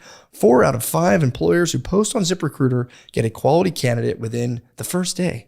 And now you can try it for free at ZipRecruiter.com/secret. That's ZipRecruiter.com/secret. Meet your match on ZipRecruiter. That's all right. So that's pretty crazy, man, to think about it that long ago, where it was like, because it's almost there's like a super like mystique around the iPhone where it was like, just almost, people a lot of times are like Jobs was just like taking acid in the woods and was just like completely tapped in. So that had been a slow ongoing process. He was a guy like, like a really good DJ who like is just ahead of the trends, who like plays a tune you wouldn't have thought about, but then you realize it's actually, he was that guy for like tech. Like he really had a good eye for what was coming. And and so what happened with the iPhone, like, and this is kind of what we all saw, it wasn't really a phone. Phone was a thing. If you think about your smartphone now, like how often are you actually making a call? Yeah. Right? It's just one of your apps. There's all the other stuff. You use it as a camera, you use it as a video game, use it as, GPS mapping, whatever you use it for. Yeah. And that's what he saw. So you got the iPod idea and the online video idea and the phone idea and the handheld video, just all stick it into one thing. Yeah. And he really, I get in because I had the Droid first and I was like, and I will say there was something about when I would like tap it or touch it that when it would buzz every time I did that, I don't know why that like made me feel so happy every time it would like respond back to me. I don't know. I still like, I had to turn it off my phone because I do like those little noises like. Oh yeah, and if you watch the first like presentation of the iPhone, like way back when, like he swipes on the screen, I think he gets a standing ovation. Yeah, that's so funny. We take it all for granted now, but yeah. So it was fairly clear in the late '90s, early 2000s that something a bit like that was going to happen. Well, yeah, that was my whole thing. Apple, like when I had the Droid for a while, I'm like, this is cool. But Apple was like, it was like intuitive where I was like, oh, this is so easy. Like I don't have to spend time figuring it out. I was just kind of like, it's just so much easier to use. Yeah, because Jobs wasn't really a technical guy, so he was kind of like our representative in the room who's like, yeah, this is too complicated. Yeah. make it easier. And then you end up with, what we have today, which is great. That's awesome. Yeah. But yeah. So here's the thing. So, okay. Internet of Things, term you coined. And when you gave the meeting, were you like kind of aware that like, damn, I think I'm crushing it right now, or like this is a thing, or did you have, you know what I mean? Like, oh man, it's a long time ago. So the CEO wanted to see the talk of Procter and Gamble, and I was in the UK. I don't think they realized that. Like, I got an email saying, "Yeah, come and see the CEO like the day after tomorrow or something." Procter and Gamble was based in Cincinnati. I'd never even been to the US, right? Fortunately, I had a passport. So like, I got a ticket. First place I ever went to in the United States was Cincinnati. that's pretty sick, actually. I was fairly disappointed. Right to Ohio. And I'm in this like walnut paneled like boardroom kind of place. And they all come in, like there's the CEO and all these other like really senior guys. And I do my thing. And basically we go around the room and like all the other, like the entourage guys are like, yeah, that sucks. That'll never work. I don't like it. I'm like, oh, damn, Damn. But then the CEO's like, well, I like it. I think it's a good idea. And funnily enough, like, it's like watching the dominoes go down. Like all these guys who I swear had just been shitting on my idea. Yeah. Like, yeah, you're right. That's what a good idea. So yeah, if it hadn't been for Dirk Jager, wherever you are, thank you. If it hadn't been for that guy who was CEO at Procter at the time, I don't know what would have happened. But yeah, he got it. He said, yeah, we're going to pay for you to go to MIT and make this real. Whoa. So like, yeah, first time I went to the US was like Thanksgiving. Yeah. Was like Thanksgiving of 98. And then by September the 1st, 99, I was in the Smithsonian Institution announcing the Internet of Things to the world. And I lived in the US. Whoa. So it all happened really fast. Yeah, that's insane. Yeah, it was crazy. And they were like, we'll pay for you to go to MIT and just figure this out. Yeah, and they gave me money so I could fund the research. And then we got a bunch of other companies involved and it just snowballed. And what did you do before that? I was a brand manager. I ran like part of the oil of Olay business for Procter & Gamble in Europe. Yeah. Damn, just like slanging lotion. Yeah, just slanging lotion. Yeah, I was like an expert on mascara. And you were like supply chain side of it. No, it just, the shit was never in the store. And I got pissed off. And I was like, why is my stuff never in the store? Why is this particular color of lipstick that we know everybody likes, a literally true story, is never in the, I go to get my groceries, it's never fucking there. And the first answer was, well, it's just in that one store. And I'm like, yeah, no, there's no way. It's just the store I go to. So I did some research. It wasn't anywhere. Like we were paying all this money to advertise it. You couldn't actually buy it. I wanted to fix that problem. It just wasn't getting there, basically. Yeah, I mean, it was in the back or something. Wait, so you have like computer training? Like, are you like a systems IT? No, but like I was like, here's an idea. I was at school in like the early mid 90s, and like I had a computer when I was 10. I had like a shitty home computer. Okay. Like the age of like, I don't know if you've heard of like Commodore and all those kind of really early computers. No. I only remember the Windows and like that early Apple thing that was like purple on top of it. So yeah, but my generation was like, we were the first kids to have computers at home. You either had your Atari video game system or your Commodore 64 home. Didn't do very much. But what was the Commodore? I remember Atari. What was the Commodore? Commodore 64 was like a keyboard that you plugged into the TV, and it had like basic computer ability, and you could like buy video games on cassette tapes and like play them into the computer. It would sound like a fax machine, and it would like load it in. You could play some little game. That's awesome. Yeah. No. So yeah, I just grew up with computers. So like, I was like, well, there's got to be this is an information problem, right? There's got to be a solution. And like, there was. Dang. Yeah. That's pretty cool. Yeah, it worked out. So you walked home that day like, I think I crushed it. Like, did you have an idea? Like you were just that day, you're like, I went from there to a meeting at MIT, and I was having breakfast in the Cambridge Marriott Hotel, which is at that time was like the only hotel near MIT. Yeah. And a senior guy from Procter & Gamble came busting in to find me at breakfast and was like, they've just approved for you to like transfer to MIT. How quickly can you move to the United States? And I was like, shit. How about 2 weeks? And they're like, yeah, sure. That's awesome. And I like went back to my office, and like the human resources team went there. We pay for your apartment, we pay for your plane, we pay for all this stuff. And I'm like, oh my God. So yeah, it was life change. That's insane. That's honestly, that's like a fantasy of mine. I always wanted to go in a boardroom and hit him with the $1 million idea. God, that's awesome. I would love that. Yeah, I mean, it landed, but like, I'm not kidding you. Like the first 5 minutes of feedback were brutal. It is funny, like, nah, I don't like it. Yeah. What was their, do you remember their pushback specifically, or they're just like, this will never work? It was just like they had some bullshit. Like, I mean, the thing you always heard back in that days was, oh, the laws of physics. You know, if you want to put a radio microchip into like a bottle of moisturizer, it's going to cost $10 and it won't work. And like, this was before Wi-Fi, it was before Bluetooth. And there are a lot of people who are convinced that you really couldn't send data over radio. Okay. Or barely. Yeah. Right? And that's crazy now. Like we think about like, you know, you can download like a high def movie on your phone over like the cell network, right? Yeah. But in the 90s, it was like, yeah, that won't work. It's going to cost too much. We already know where all our stuff is anyway. I'm like, no, you don't. Yeah. You know, there were guys whose job it was like to know. They weren't going to be like, yeah, you know, he's right. We actually have no fucking idea. True. So like, this is not a problem. That was one of the, you know. So what were they, how did they like, the guy who knew where all the stuff was back in the early 90s, they would just call a warehouse and be like, yo, did you guys get that stuff? Well, they'd know like down to the nearest like million or something. Right. But because I used to get this, like even after we got to MIT, we'd have like CEO type guys come through and we'd pitch them and they'd be like, yeah, we already know where all our stuff is. And I'd be like, okay, you sell this product and you've got a store down the street in Boston. How long would it take you to find out how many of this one product are on the shelf in that store? And they'd be like, yeah, well, you know.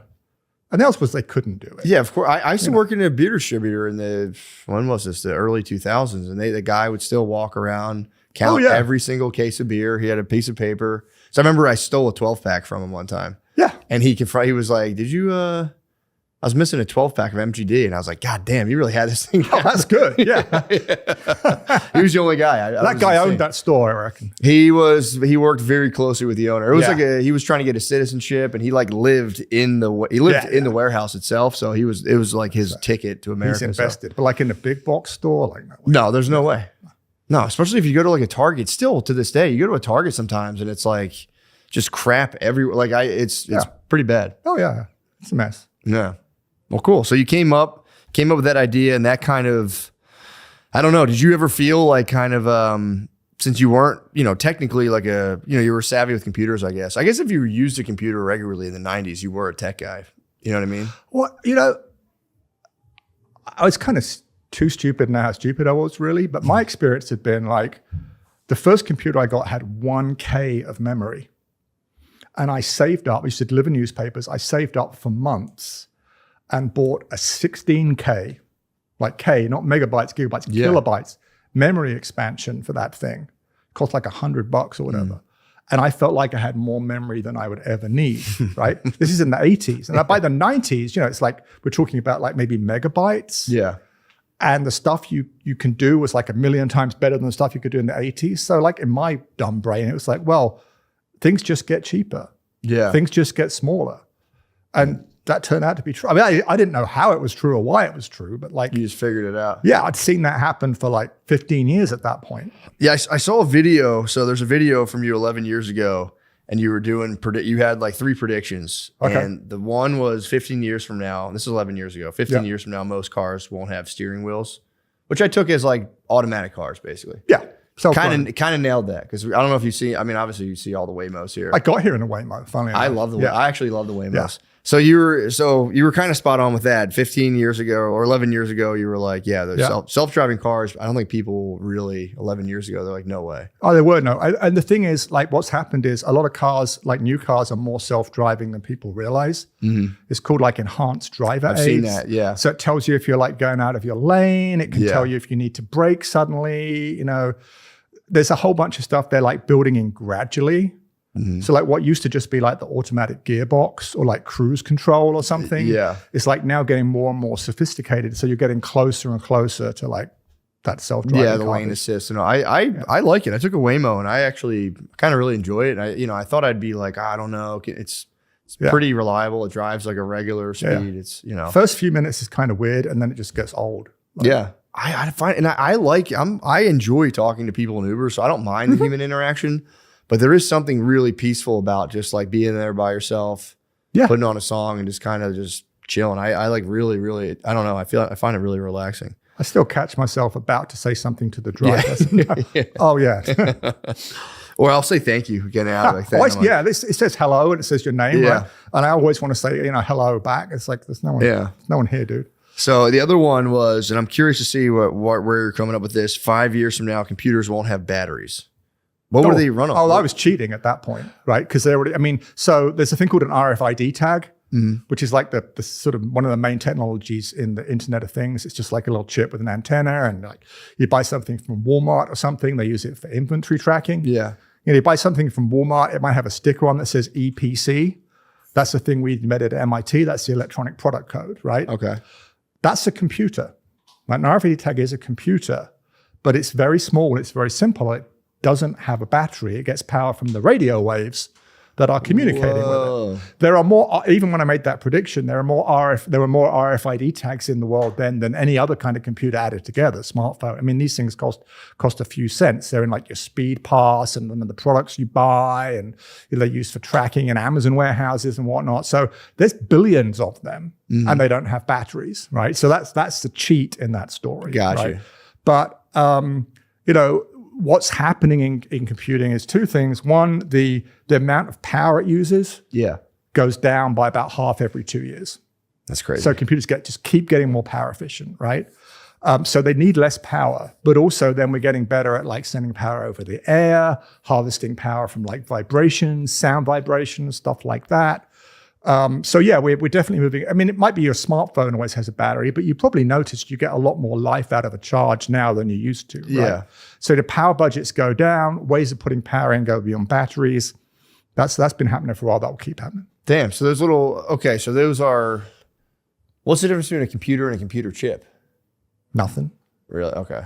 I mean, because you think a computer and it's like shorthand for like personal computer, but that's like a chip with like a keyboard. Like a memory or, a fan or something, right? But the thing that's doing the computing is the microprocessor. Gotcha. And that's one chip, one integrated circuit. That's crazy. And they just pull the energy out of the Wi-Fi and they keep, that's why my Easy Pass keeps rocking. I've never charged that. There you go. Yeah. Dang, nailed that too. And what do you think? I'm nervous. What's the third one? No, the third one, I think you're spot on. Kids and grandkids will live to 100 on average. Oh, yeah. Yeah, that's coming, I think. Worldwide, we're definitely getting there. The pandemic like screwed up like life expectancy. Because the thing about life expectancy that nobody knows, right, is it's what age are people dying today? So if you're 20 years old and you go on the internet, it will say your life expectancy is 80. But that means that the people who die today are average age of 80. Yeah. That's not actually accounting for the fact that it will probably get better as you get older. Yeah, right? that makes sense. Yeah, so most people are gonna hit 100 unless they have a bad accident or something. That's definitely on the way. Yeah, hopefully they can do that. Little like tiny small robots that can go around your body and be like cancer cell, and then you just get like a thing on your watch. Oh, You're like, oh shit, I got cancer. I mean, that's kind of sort of happening. Yeah, like at least customized drug delivery. Like it's kind of a bit more modified for your DNA, your body type, stuff like that. We're learning a lot. And the thing about healthcare is you solve one problem. Like when I was a kid, like all the men were dying in their 40s of heart attacks. Yeah. They were smoking too much. They were drinking too much. They were eating British food too much, Yeah. And we figured out heart attacks, right? It doesn't really happen anymore. So then people start dying of something else when they're 50. Yeah. And then we figured that out. And then, now it's like dementia type problems. Dementia's the big one right now. But, there's a lot of interesting work happening. There's a lot of money being thrown at that. I guess someone will figure it out. And then the other side of that, there's something else that people who are 100 die of. Yeah. You just don't know at what point does it stop working that you can't fix the thing that people are dying. I wonder what the new thing will be. I'll probably be the one who finds out. So, yeah. call me in 30 years. Let me know. Yeah. Dang, man. So we figured out how you become a futurist. It's do you have any futurist like pals that you talk to that you kind of like? Oh yeah, there's a little bunch of us and we shoot the shit and we we post rationalize, like you give me those predictions. A lot of guys are completely wrong. I won't name names, but yeah. When you said that, but what I meant was futurist. There's this thing over here that I found on Google that actually proves. So yeah, I think I'm an honest futurist. Like if you'd have said you predicted this, it didn't happen, I've been, yeah, you were right. It's hard. I fucked that up. Hard yeah, for the future. But like, there are a lot of guys who won't ever admit that like they got it wrong. Yeah, and, you get a lot of stuff wrong. Like things are surprising. If one of your futurist bros were to go like too far into the future, would you pull him back and be like, bro, you can't go that? Like if they were like 700 years from now, or would you be like, oh yeah. I think that's like, I mean, because you got to think about, there's two things, right? If you think about 700 years ago, there was no way anybody could have described this, right? Yeah. But and as the population gets bigger, you get more ideas. And people have more leisure time as technology gets better to think about new things. So technology improvement accelerates like massively, right? Which is why we've gone from like, I mean, the first like main TVs were like in the 50s, I think, was like the big US television revolution. Yeah. Like some shitty TV about, this big. Yeah. And now you've got like 4K on your phone. Yeah. So like the idea of like looking more than like 50 to 100 years ahead in any meaningful way. Yeah, it's crazy. Yeah, because like one thing leads to another, and at some point, it's just gone in a direction you didn't see coming. Yeah, and that's what I like. I do like in terms. You have a pretty optimistic outlook on terms of the future and technology. Oh yeah, a lot of people. Yeah. Especially with the sensors and this and that, feel like they're slowly getting closed in by like a giant, surveillance apparatus that's going to like lock them out. I mean, people use good technology for bad things. Yeah, right? yeah. I mean, generally governments, not always, and that happens. And you try and control it, but if you don't invent something because someone might do something bad with it, you're never going to invent anything, right? Yeah. But the other thing is like it's safe to be an optimist because like I'm going to tell you right now, like the world is not going to end in our lifetime. Yeah. And if I'm wrong, Hey. who's going to know? True. You can't really lose betting on that. Yeah. Well, no, I feel like it's you get a lot of, I personally think it's really in vogue to be very negative and very kind of doom and gloom with the history, especially with AI. Everyone I know is like freaking out about it. And I honestly I don't know. Again, it's like, if it erases a bunch of jobs, seemingly overnight, it's going to be a problem. But I really feel like they'll figure it out. I don't know. I don't like, because it's like, especially if you like go back to like the fall of the Roman Empire, dude, if you were to ask any of those guys back then, they'd have been like, it's done. We're done. Everything's over. They would have never been able to conceive of the fact that it's like not only not over, but it's going to be a million times different and better. Oh yeah. I mean, and bad things happen, good things happen. AI is like a big complicated topic, but like it's very close to the Internet of Things. So I've been like dealing with AI one way or another since the 90s. Yeah. So like, I'm not like all doom and gloom or all like hype about it. I'm kind of like in the middle, and the thing is, I think, and I'm not trying to raise $1 billion right now. So, it's easy for me, but like, it's just a more complicated toaster, right? Yeah. You like a toaster turns bread into toast. It doesn't know what toast is, right? Mm-hmm. Doesn't understand meaning. AI is the same. AI is just like brain toast, right? Yeah. It doesn't know what it's doing. It's just a machine. And, like there are things that only humans can do, right? And the thing that only humans can do, one of them is meaning. Mm. So if we like tell stories, we can only tell good stories. Computers can't. They can tell bad stories because they don't know what anything means. Yeah. I mean, it's like, I give you, like in comedy, like the best comedy is the truest comedy, right? Yeah. People laugh most. They get the most emotional reaction from something that feels most true. And that's true in all storytelling. If it makes you scared or if it makes you excited or sad or whatever, like the more it makes you feel something, in comedy it's laughter, the truer it is generally. The more it means something. Machines can't do that. AI can't do that. Yeah, that's kind of that's been my feeling on it. And I've like, it's useful for like editing. You can have it edit, you can have it flag errors, but like, I don't know. I feel the same way because it's like, I mean, I guess in terms of like producing a good story, maybe they could like draw from, 100 of the best authors of all time, copy some sort of like, pattern to that. But I don't feel like I've tested Grok before by being like, here's a joke I'm thinking of.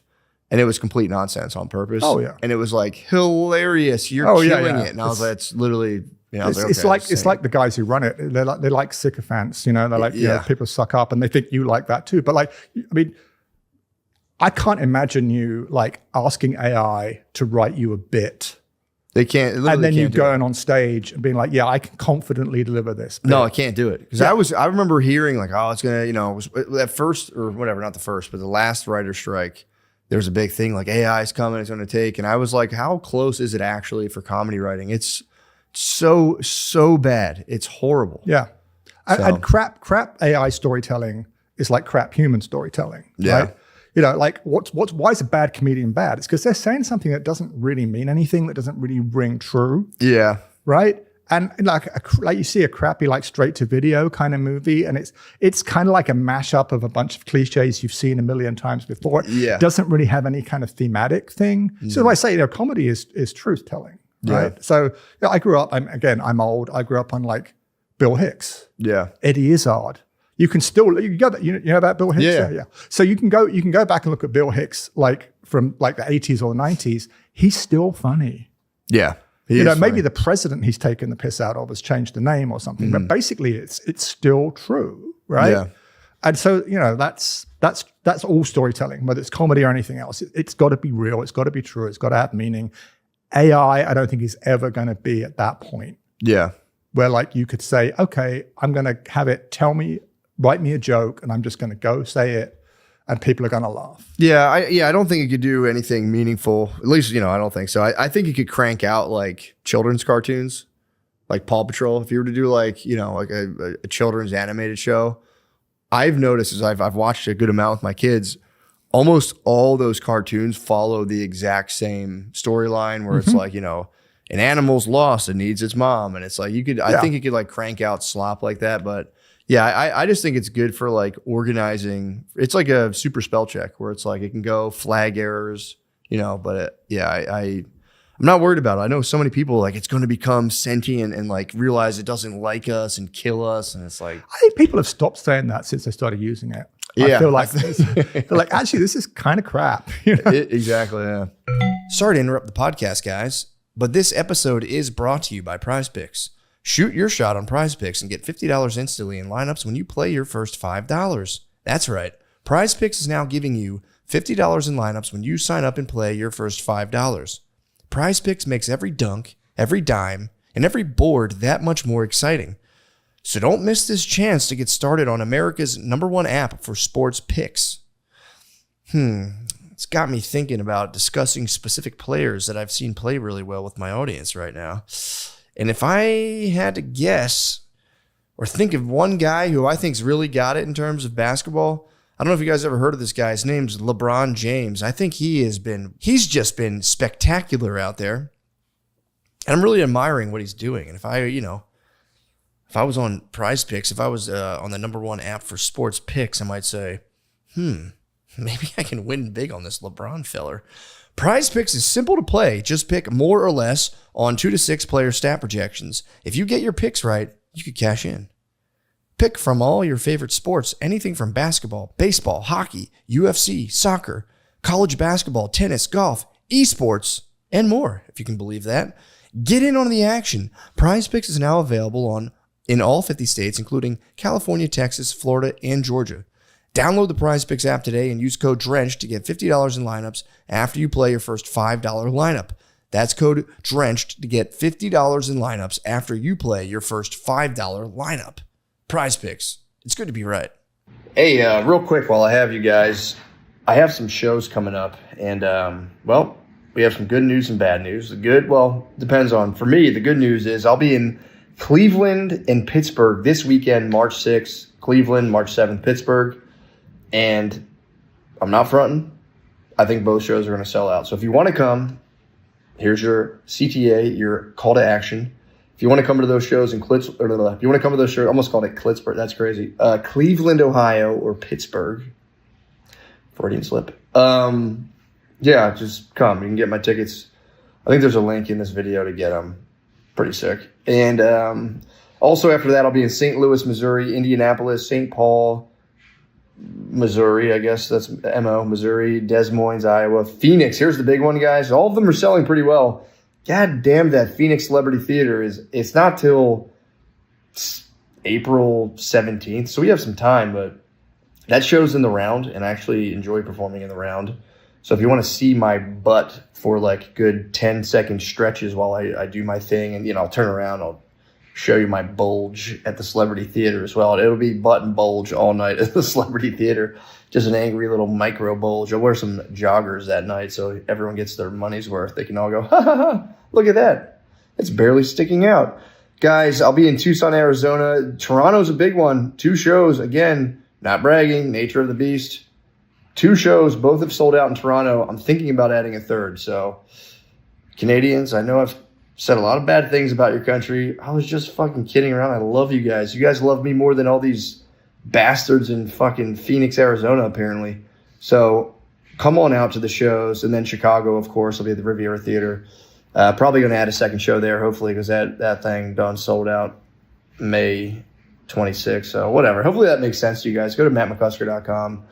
And yeah, come to a show, man. We're having a good time. Also, I'll be doing Algonauts in Austin, Texas. That's once a month. I do that where me and Tim Butterly take people's cell phones, project their algorithm through Instagram, usually on the screen, and try to get a picture of like, who is this person? What are they? What is the algorithm being sent to them, or what is being sent to them through the algorithm? What does that say about them? What doesn't it say about them? Because you can't just judge someone on their algorithm, or maybe you can. I don't know. Come out to that. That's at the Creek and Cave. So if you go to Creek and Cave ATX, you can get that. And last, and I don't remember the saying, last and cool enough, guys, I'm tired. Last and most importantly, Noble Bomb. I'll be in Philadelphia March 16th. I'm just visiting family. Figured I'd strut my stuff on the old flagship stage that is Helium Philadelphia. I'm going to get some of my friends, and we're all going to try newish material, stuff we're working on.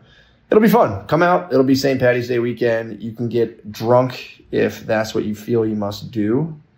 And if you're trying really hard not to be drunk, well, try to hold out. Come to the show. Be sober. Be fun. Learn how to be fun while sober. Or get fucking hammered on St. Paddy's Day.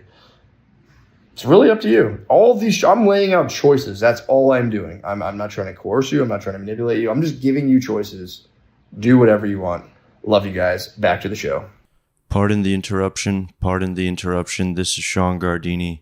I just wanted to let you guys know that I'll be in Salt Lake City, Utah at Wise Guys Comedy Club March 27th and 28th with Nate Marshall. So please come see that show if you'd like. And I'll be at the Comet in Cincinnati, not Comet Ping Pong, just the Comet in Cincinnati on May 22nd and 23rd. So please come to those. That was a little joke there, but I'd really like to see you guys at the show. So please come if you can. Tickets are at SeanGardini.com. And we also have Optimum Noctis at the Creek and the Cave in Austin, Texas. Me, Nate Marshall, and Lemaire Lee every first and third Tuesday of the month. So thank you very much for your time. Pardon the interruption. Enjoy the rest of the show. But yeah, the other thing too is like, I saw you talking about, who was it? Mozart, that fake letter. Oh yeah. Where like all of his songs would come to him like in this, he'd be in a great mood and they would just start to finish, they would come and all he had to do was kind of write them out. Yeah. And how that was, everyone believed that. I was like, oh, for sure. But it's literally fake. Guy worked his ass off, probably like you do. Like just, I mean, maybe once in a while you're stuck at a red light and you like get the seed of an idea. That's quite a good idea. Sure. But I don't know you, but I'm guessing like most of the comedy you write, you're like sitting there like thinking about it and like making a little bit better and a little bit better again and getting pissed off with it and throwing it away. And that's how great creators create. They just work. Yeah. There's talent and all that stuff. It's not like anybody could be Mozart. Sure. But even Mozart had to be like writing things down, crossing them out. He has to play something, listen to it. Oh, that's good. That's not good. That's how everybody does it. Yeah, that's kind of a, what you come to discover. It's like, it really is like, if you want to do something cool in any capacity, usually it's just like you have to trade your time. Like you have to trade tons of time and just deal with stuff that like sucks so bad and just keep plodding through. Yeah. Whereas I do think there's a thought where it's like, I can just link into the AI, feed it prompts, and it's like, I don't think it's going to produce anything. That's why it sucks to be like on a deadline or in a hurry. Yeah. Because you kind of need the luxury to be like, yeah, I spent a week on this, but it sucks. And I don't want to, but I'm going to have to start over. Yeah. And so if you don't have that luxury, you got to go with the thing that sucks, right? Yeah, true that. So about the book, we got the story of stories. Mm-hmm. When'd you kind of like, because you were talking about things, what prompted you to switch to thinking about stories? Oh, well, it's like so we talk about smartphones, and like this year, about 90% of the people in the world own a smartphone. Okay. And that's like 15% of those people are like us in advanced economies. We maybe had computers before that, TVs and telephones and all that stuff. But the other like 75% of people, they never had any of that stuff. So you've gone from like not owning a telephone, watching a TV that 10 other families watch on the corner of the street, to having a smartphone in your pocket. Yeah. So the beginning of the story of stories was like, well, what does that mean? Like, how does that change things? And the way it changes things is this is the first time in human history when anybody can tell stories to anybody, right? If you have a good story, like you can put it on the internet, on Facebook or whatever, and if people start sharing it, like very quickly, like it can kind of go all the way around the world. That's never been true. Like, storytelling started about 1 million years ago because we invented fire. Yeah. So we invented fire. And at about the similar time, alcohol, drugs, and cooking. So you're sitting around a fire. What else is there to do after you've eaten some food, gotten drunk, gotten high? Right? You start shooting the shit. Yeah. So that's how language happened, right? Language didn't give us stories. Stories gave us language. Yeah. So you're 1 million years ago, like your long way human ancestors, and you only know how to like, say, oh, there's a hyena over there, or let's have sex, right? You've got a few kind of barky sound.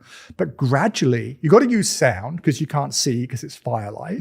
So gradually over a long period of time, you evolve to get good at talking about tomorrow or something you remember or like where the stars maybe came from or whatever, right? So storytelling is what made us human, right? And at that time, like it was like you could talk to like 5 guys, your buddies around the fire, right? But then you get like maybe drawing, like you can draw on the wall of a cave or something. People can see it like even after you die. Then you get stuff like singing. So it makes it really easy to remember a story. And then of course, writing, printing, all the way through to like smartphones and AI. It's stories all the way down, right? So the minute I was like, what the fuck does it mean that everyone's got a smartphone? I kind of went backwards, I guess, down the rabbit hole and ended up with, well, it's all stories. The way to tell the story of what's happening now, everyone's arguing about whether this is true or that is true or this conspiracy theory or whatever, that's really being enabled by smartphones, right? It's all storytelling. Storytelling is deep in our brains because it evolved with us. Yeah. So that's where the story of stories came from. I mean, this is like, I'm kind of a slow thinker. I like have to read fucking everything, and it takes ages for it to like, settle in and like make sense. And I chase squirrels, I go down rabbit holes. I wake up in the morning like, how did I get here? But the point was like, what does it mean about the smartphones, basically? Yeah. And then one thing leads to another. You end up with the story of stories because that's the only way I figured out how to answer the question. So what did you in terms of like a prescriptive, I guess, or if you have one, what do you think the answer to that question is in terms of like where it'll go, or like how do you handle yourself in a world where like you have 1 million people telling you 1 million stories, and especially with like the deep fake stuff and it's coming down the pipe? I mean, I think there's a couple. I can't give you prescriptions but what I think is we got to understand that stories are really integral to how we think about the world. Like some people think of stories, they're like, oh, I read a book, I saw a movie, right? Yeah. But yeah, stand-up comedy is storytelling, right? This conversation is storytelling, right? Most of what we do is storytelling one way or another. Yeah, and the thing, the thing from the book that really, I think is cool is the kind of the idea of like, how you're majority, I guess maybe the whole entire thing of your identity is literally just you telling stories or continuing stories, like the person you are. And it's like, you were saying too, like how all your cells basically die. Yeah. Except for your eyeballs and like just a little bit of the lizard part of your brain. Yeah, like a couple of little bits. That's crazy. That's the only thing over your whole lifetime that lives the cells don't die. Just you have your original eyeballs and your little like lizard stem of your brain. Yeah. Everything else dies, comes back, dies, again and comes again. back. It's all made of food. So, and I do get that because there's like, okay, that's fair. So like your physical form is actually kind of coming and going. and you're the thing that's actually sustained is the story you're telling yourself. The only caveat is that there is a form, like a shape to your physical cells and stuff. That's the one thing that does. Well, actually, no, it doesn't. Because then you grow and you. I mean, you weren't born looking like this, man. Actually, I came out exactly.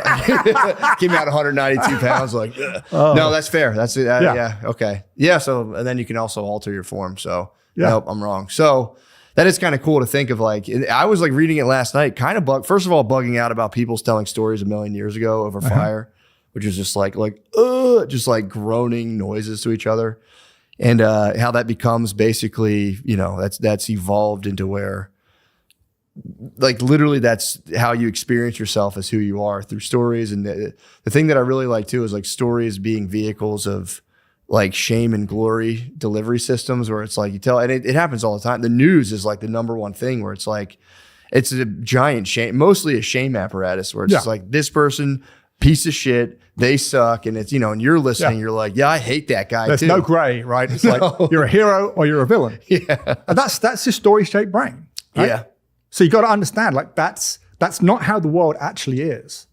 Everybody's kind of like a bit good and a bit bad, and some people are really quite bad and some people are really quite good. But we think in terms of heroes and villains just because all that stuff around the fireside, right? Because we're shooting the shit around the fireside, getting high. Well, we're the heroes. Yeah. Those guys over there, they're the villains. That's just how the brain works. So like understanding that is one thing. Like your understanding of the world is like 99.9% based on stories that you have heard. Yeah. And most of those stories were based on stories that the person who told you the story had heard. And so on. Very little that we know through our eyes and ears and so on, right? Yeah. We told it. That's unique about humans. So you got to be really, I think, just like you might think about the food that you eat, right? You kind of got to be a little bit picky about what stories you expose yourself to. Yeah. But also then, like, don't just take them at face value, especially if it's something you want to believe. Yeah. Like if someone tells you your hero is a hero, that might be the best time to be like, well, I'm going to think about that a little bit harder because there may be another angle here, And this is a challenge, like, because the story of stories kind of, the first wave of it is this one person can tell stories to 5 people to now everybody can tell stories to everybody, right? That's kind of, we're at the end of that first wave. But what we're seeing now is like, is this story real? Right? Yeah. Is this, because throughout human history, like, you look at this painting, like we know that's a painting. We know that's not actually a naked woman sitting right there, right? But as we move into this world of like ever increasing screen revolution, so it looks more and more 3-dimensional, ever better AI, deep fake technology, we're going to reach a point sometime soon when you actually can't tell. Yeah. Are you looking out of a window kind of thing, or are you being told a story? Like, how real is it? How fake is it? And that critical thinking that we already need to be like, is someone bullshitting me right now? Sure. Like, it's got to get a lot sharper. Yeah, that's going to be, I was like thinking about that a lot, especially with the Epstein files, because I think that is going to follow whatever the next election, like the, presidential election. I think that's going to be weaponized to try to like take people trying to take their opponents down with that, which is like, okay, fair enough. But then it's like, we'll be in a place now where you can be accused of horrible stuff as a politician. If there could be a video and you'd be like, that's a deep fake. You see that already, right? Like, yeah. I mean, there was not that long ago, like, I think Syria was accused of gassing its population or something. And like, there was video. It's like, oh yeah, that's all AI, Yeah. It's bullshit, but it's common. And, I mean, obviously people in the Epstein, I mean, raping kids is bad. Those people suck. They should all go to jail. I'm totally for that. But yeah, I mean, just on the story of stories side of it, the Epstein files exist because of email. Yeah. And there's so much this like police brutality stuff that we hear about now. Like, that's not new, but you get to see video of it. Like right now, there's like 10 smartphones pointing at it and they're all on the internet like immediately. Yeah. So there's good and bad with this new technology. We're getting this paper trail. Like, are the Epstein emails fake? We kind of know they're not, right? Because they look real, right? Yeah. And there's so many of them. So, but at some point, you're going to be shown a cell phone video. Well, it happens now. It's like, look what this person did. It's going to be BS. Yeah, I saw a video of a bombing recently where like literally the cars just like flew up in the air, and I was like, damn, it was in like the Middle East, and it's like 10 people like, this is AI, not true, and it's like, fuck, that's kind of weird. You could generally find some expert online now that like who can explain that to you can like, get it. This is or isn't real. Like, well, I know Yeah, I think Netflix has a thing where they actually screen. If you give them something, they'll run it through a filter to determine how much AI is in it. And if there's too much AI, they're like, we can't use this. I was watching a video yesterday. It was like some guy who was like cheating at like speed running. You know, like when you video game, yeah. So like they video themselves, but like they'd analyze like the mouse movement, and they realized like the mouse hand was like kind of superimposed and it wasn't really there. Really? Yeah. So I mean, that stuff's already happening. Well, this is a scandal. Why is nobody hearing about this? Just YouTube, man, tells you everything you need to know. But there's again, good and bad, right? You can use this technology for like cheating, but there's another guy who can use the technology to tell that you're cheating. Yeah, that's true. And that's what I wonder too, because again, with the, you know, if we go into a realm of just like political deep fakes, you don't know what's real, what's not. It's like literally genuinely impossible to tell. I wonder if, you know, because there is like a desire for like the truth, like especially with the Epstein stuff or whatever's going on. Yeah. Like I want to know exactly what happened. Yeah. But then it's like, I wonder if people want that kind of access to the truth, if there's going to be some trade-off where it's like, all right, well, we're all going to like divulge everything about each other. Like, you know, we're all on camera 24/7. Yeah. That way we have the truth if we need it. I think everyone would be like, No, but I mean, I'm all right on that. Instagram filters are there for a reason, right? You know, Facetune and all that. Nobody wants. They want to make you think that's what's real. But yeah, there's never any proof of anything, right? There's only evidence. Yeah, and we have to be. Yeah, we already are because our brains are built this way. But we have to be smart and awake about. Is this evidence real? Does this evidence add up to the story someone's trying to tell me? Why are they trying to tell me this story? Because that's the other thing, like if anybody's ever telling you a story, even like in conversation, like whether they realize they've got an agenda. It's not like neutral or objective. They're like, they want to get a second date, or they want to make you laugh, or they want to impress you, or they don't want you to find out what they did, or something, right? Yeah. Always. That's not a bad thing. That's just the way of the world. So you've got to be kind of on to like, is this bullshit? Yeah, and that's no, for sure. And it's hard, you know, that's kind of a hard thing to do because I feel like a huge part of that is like taking yourself out of the equation as much as possible. Because it's usually like, what version of this makes me look the best? And it's like, well said. Yeah, I think that's what happened. You know, and it's hard to like be aware enough to not do that. But even with like with the Epstein stuff, it's like you said, obviously child rapists are horrible things, should be punished, you know, beyond even whatever they get. But then the thing I've saw is like, it becomes very almost, I don't know if trendy is the word, to be like, to ramp it up to the point where it's like, we're now controlled. And people are like, I'm sure of this, by pedophiles entirely who are like eating kids. And it's like, and again, if there's proof of that, it's like, obviously punish that person. But the thing I worry about is like, you do get a charge. Like whenever you talk about something like somebody being bad, makes you feel good in some way. Where you're like, that guy's a piece of shit. And you know, it's like how much of it is like, you know, like if they're a fucking cannibalistic pedophiles, obviously fucking punish them. But it's like, what if that's not as true as you think? And like, what is that weird ego charge you're getting being like, these fucking pieces, blah, blah, blah, blah, blah. And like, they're in control of the entire world. It's like, maybe. Heroes and villains again, right? Yeah. That's the one kind of thing that I get a little hit. But it sucks is it's like, what are you sticking up? It's like, no, not at all. Like, again, if you catch somebody doing that, like, do whatever you have to do. But it's like when there's like there's this thing where you ruminate on it endlessly, where you're like, what are you getting out of that? Where it's like, it's kind of sick on both ends. Honestly, I think it's storytelling again. Like, because like, you know, you've got the Pizzagate thing, like this blood sucking Hillary Clinton or whatever that was about. Like, that's a story. That's like a movie. Like, good conspiracy theories are kind of like good movies, right? Or the other way around, right? Yeah. Real life, even with these heinous crimes, the other thing about the Epstein files is kind of how tacky it is. You know, these people are like cheesy. They're kind of cringy. It's not like an action movie or you know, it's like, you know, it's what they're doing is fucking horrible. But also like they're just like having these tacky kind of email exchanges. Really, about like, that's the one thing too. How dorky. I'm addicted to JE. I like, you know, I miss my. Hey, that guy stood right there. Really? Seriously? Oh shit! Sorry, that guy. But like, what the fuck? I've been making fun of JE withdrawals as soon as I heard it. I was like, man. Have you looked in the Epstein files for yourself? I have not. No. Oh, I have. I'm not in there. You're Like, not? and I never knew the guy or anything, but like he was hanging around MIT when I was. So like, Oh. you know, there's plenty of people who are like they never met him, but like He loves science stuff. oh yeah, there's a list of like, you know, names or people presenting at something. But yeah, I was very pleased. I don't think I was on his radar. Thank God. Yeah. That was the other thing for the guys. So again, there's Comedians came out very well. They did. Thank God. Thank God. But yeah, that's the that's the one thing where it's like you're totally right. Where you know it's like we have to recognizing how deeply stories kind of alter your reality. Yeah. You know, it's like one thing to be like, let me sit back, let me take a breath. Especially, I know myself as I have my own biases. Like, if I read a thing and I'm starting to get pissed, I have to like train myself to be like relax, or I'll feel myself. I'll be reading an article and I'm like, this better not be fucking true, and I'll start like trying to right away pick it apart automatically. But that's emotion, right? That's emotion and truth. That's that thing. It's like, oh, I'm feeling something here. Yep. That's really good to notice. But it's hard not to be like, fuck yeah. And that's possibly what they're right. Yeah, I'm going to fucking share this. I'm going to comment. I'm not actually going to like read the article because I just saw the headline. Yeah. Well, that's my thing too, though. On the flip side of the conspiracy stuff, it's like you have some people to be like, if something even sounds outlandish, they go, well, this is just a crazy conspiracy. It's like, it could be true too. I don't know. But it's like, I don't know either way. Could totally. That whole thing about the island of pedophiles was out 10 years ago, and everyone was like, you're out of your fucking mind. And it was true. Yeah.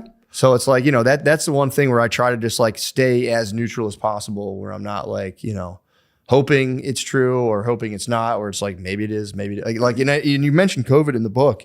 That was a great example of like, because again, like my family was just kind of like, whatever, we'll just live life as we see fit. And it seemed fine. And then you'd hear people like half their family would die. And it was like, it was crazy. It's kind of nuts. And that's the thing about stories that like really serious. It's like it changes how we behave.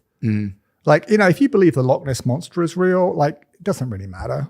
You know, it's not. There's not a dinosaur in a Scottish lake, but like you're not hurting anybody believing it. You're not hurting yourself by believing it. But the minute you're like, I don't know, Jewish people are like pedophiles sucking blood, I'm going to like, go yell at a mosque, or like, I'm not going to take a COVID you just vaccine. Did Josh's Instagram. Oh, right. Jewish people. It was just that like word. Yeah, I know. Yeah. And that's the, if you hurt yourself or somebody else, that's a bad story. yeah. And especially, exactly. And especially again, it's like just the awareness of being like, what are the odds that like, I am the one who's like the good one. I'm the good guy and everyone else is the bad guy. Yeah.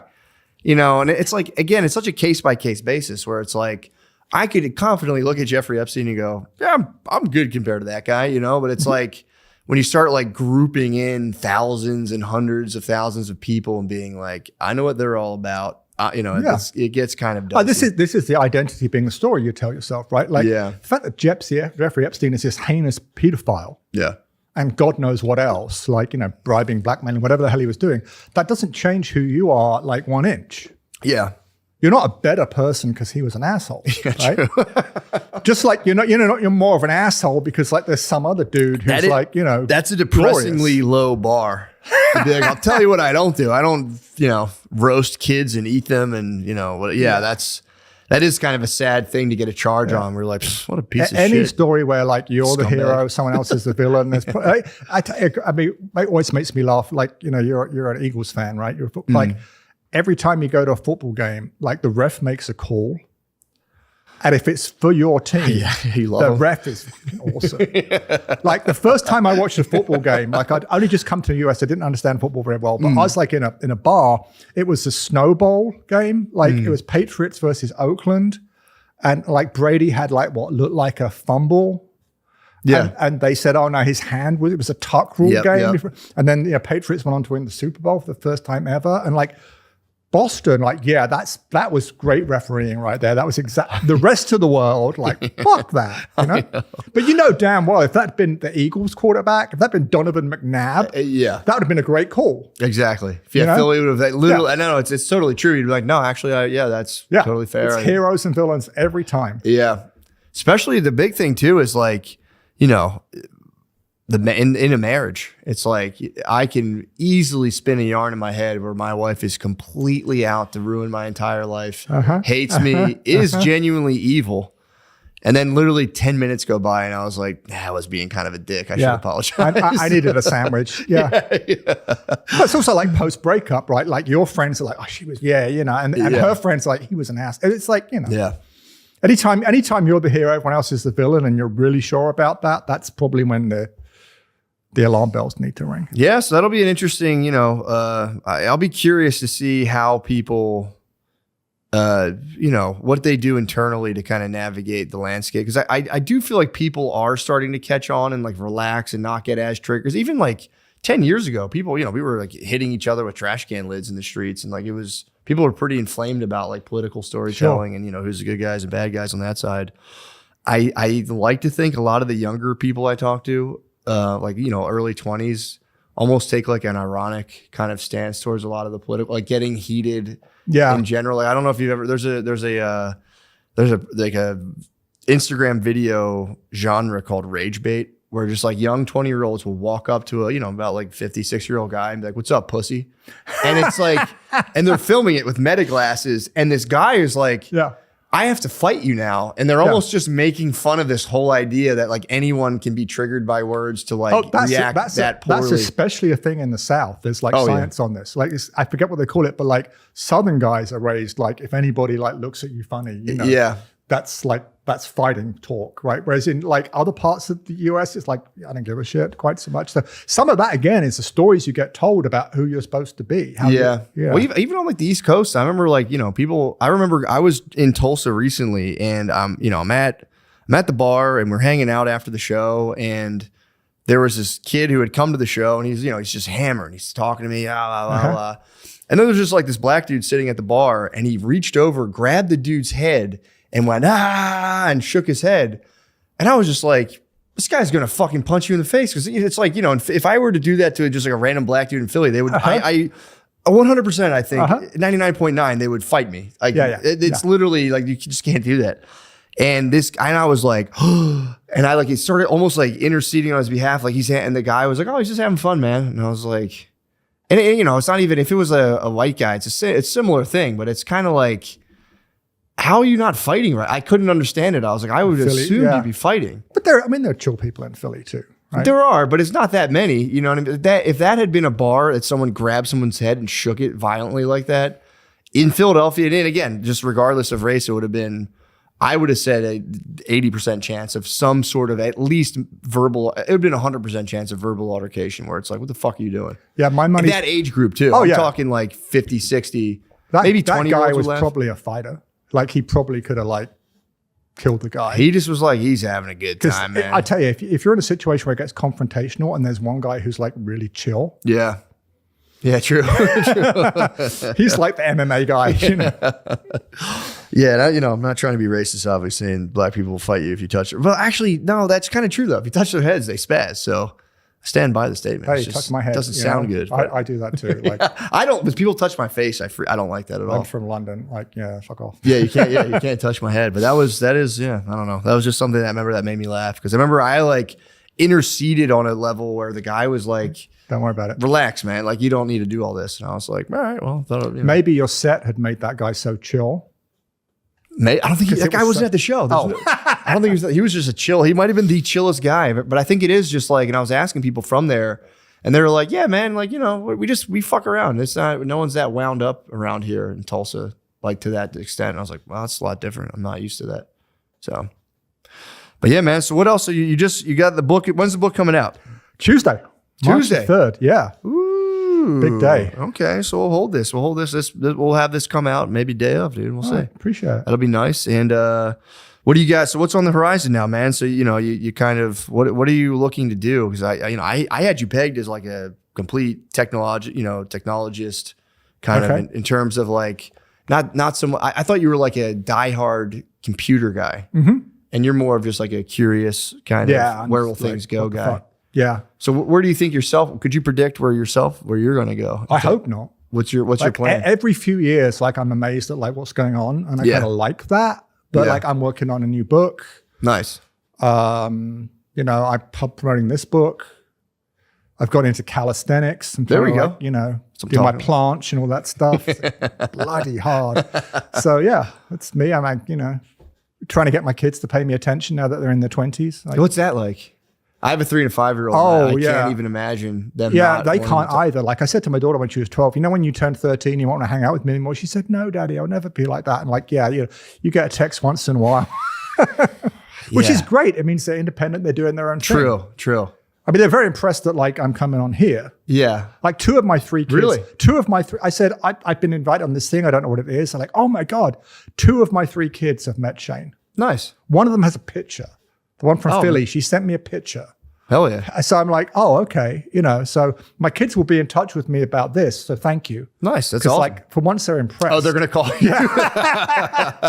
The book coming out, doesn't matter. But you know. Oh, yeah. They're on that's you pretty met fun. Matt? That's Oh my hila- God. That's so That's funny. so cool. Yeah. That's awesome.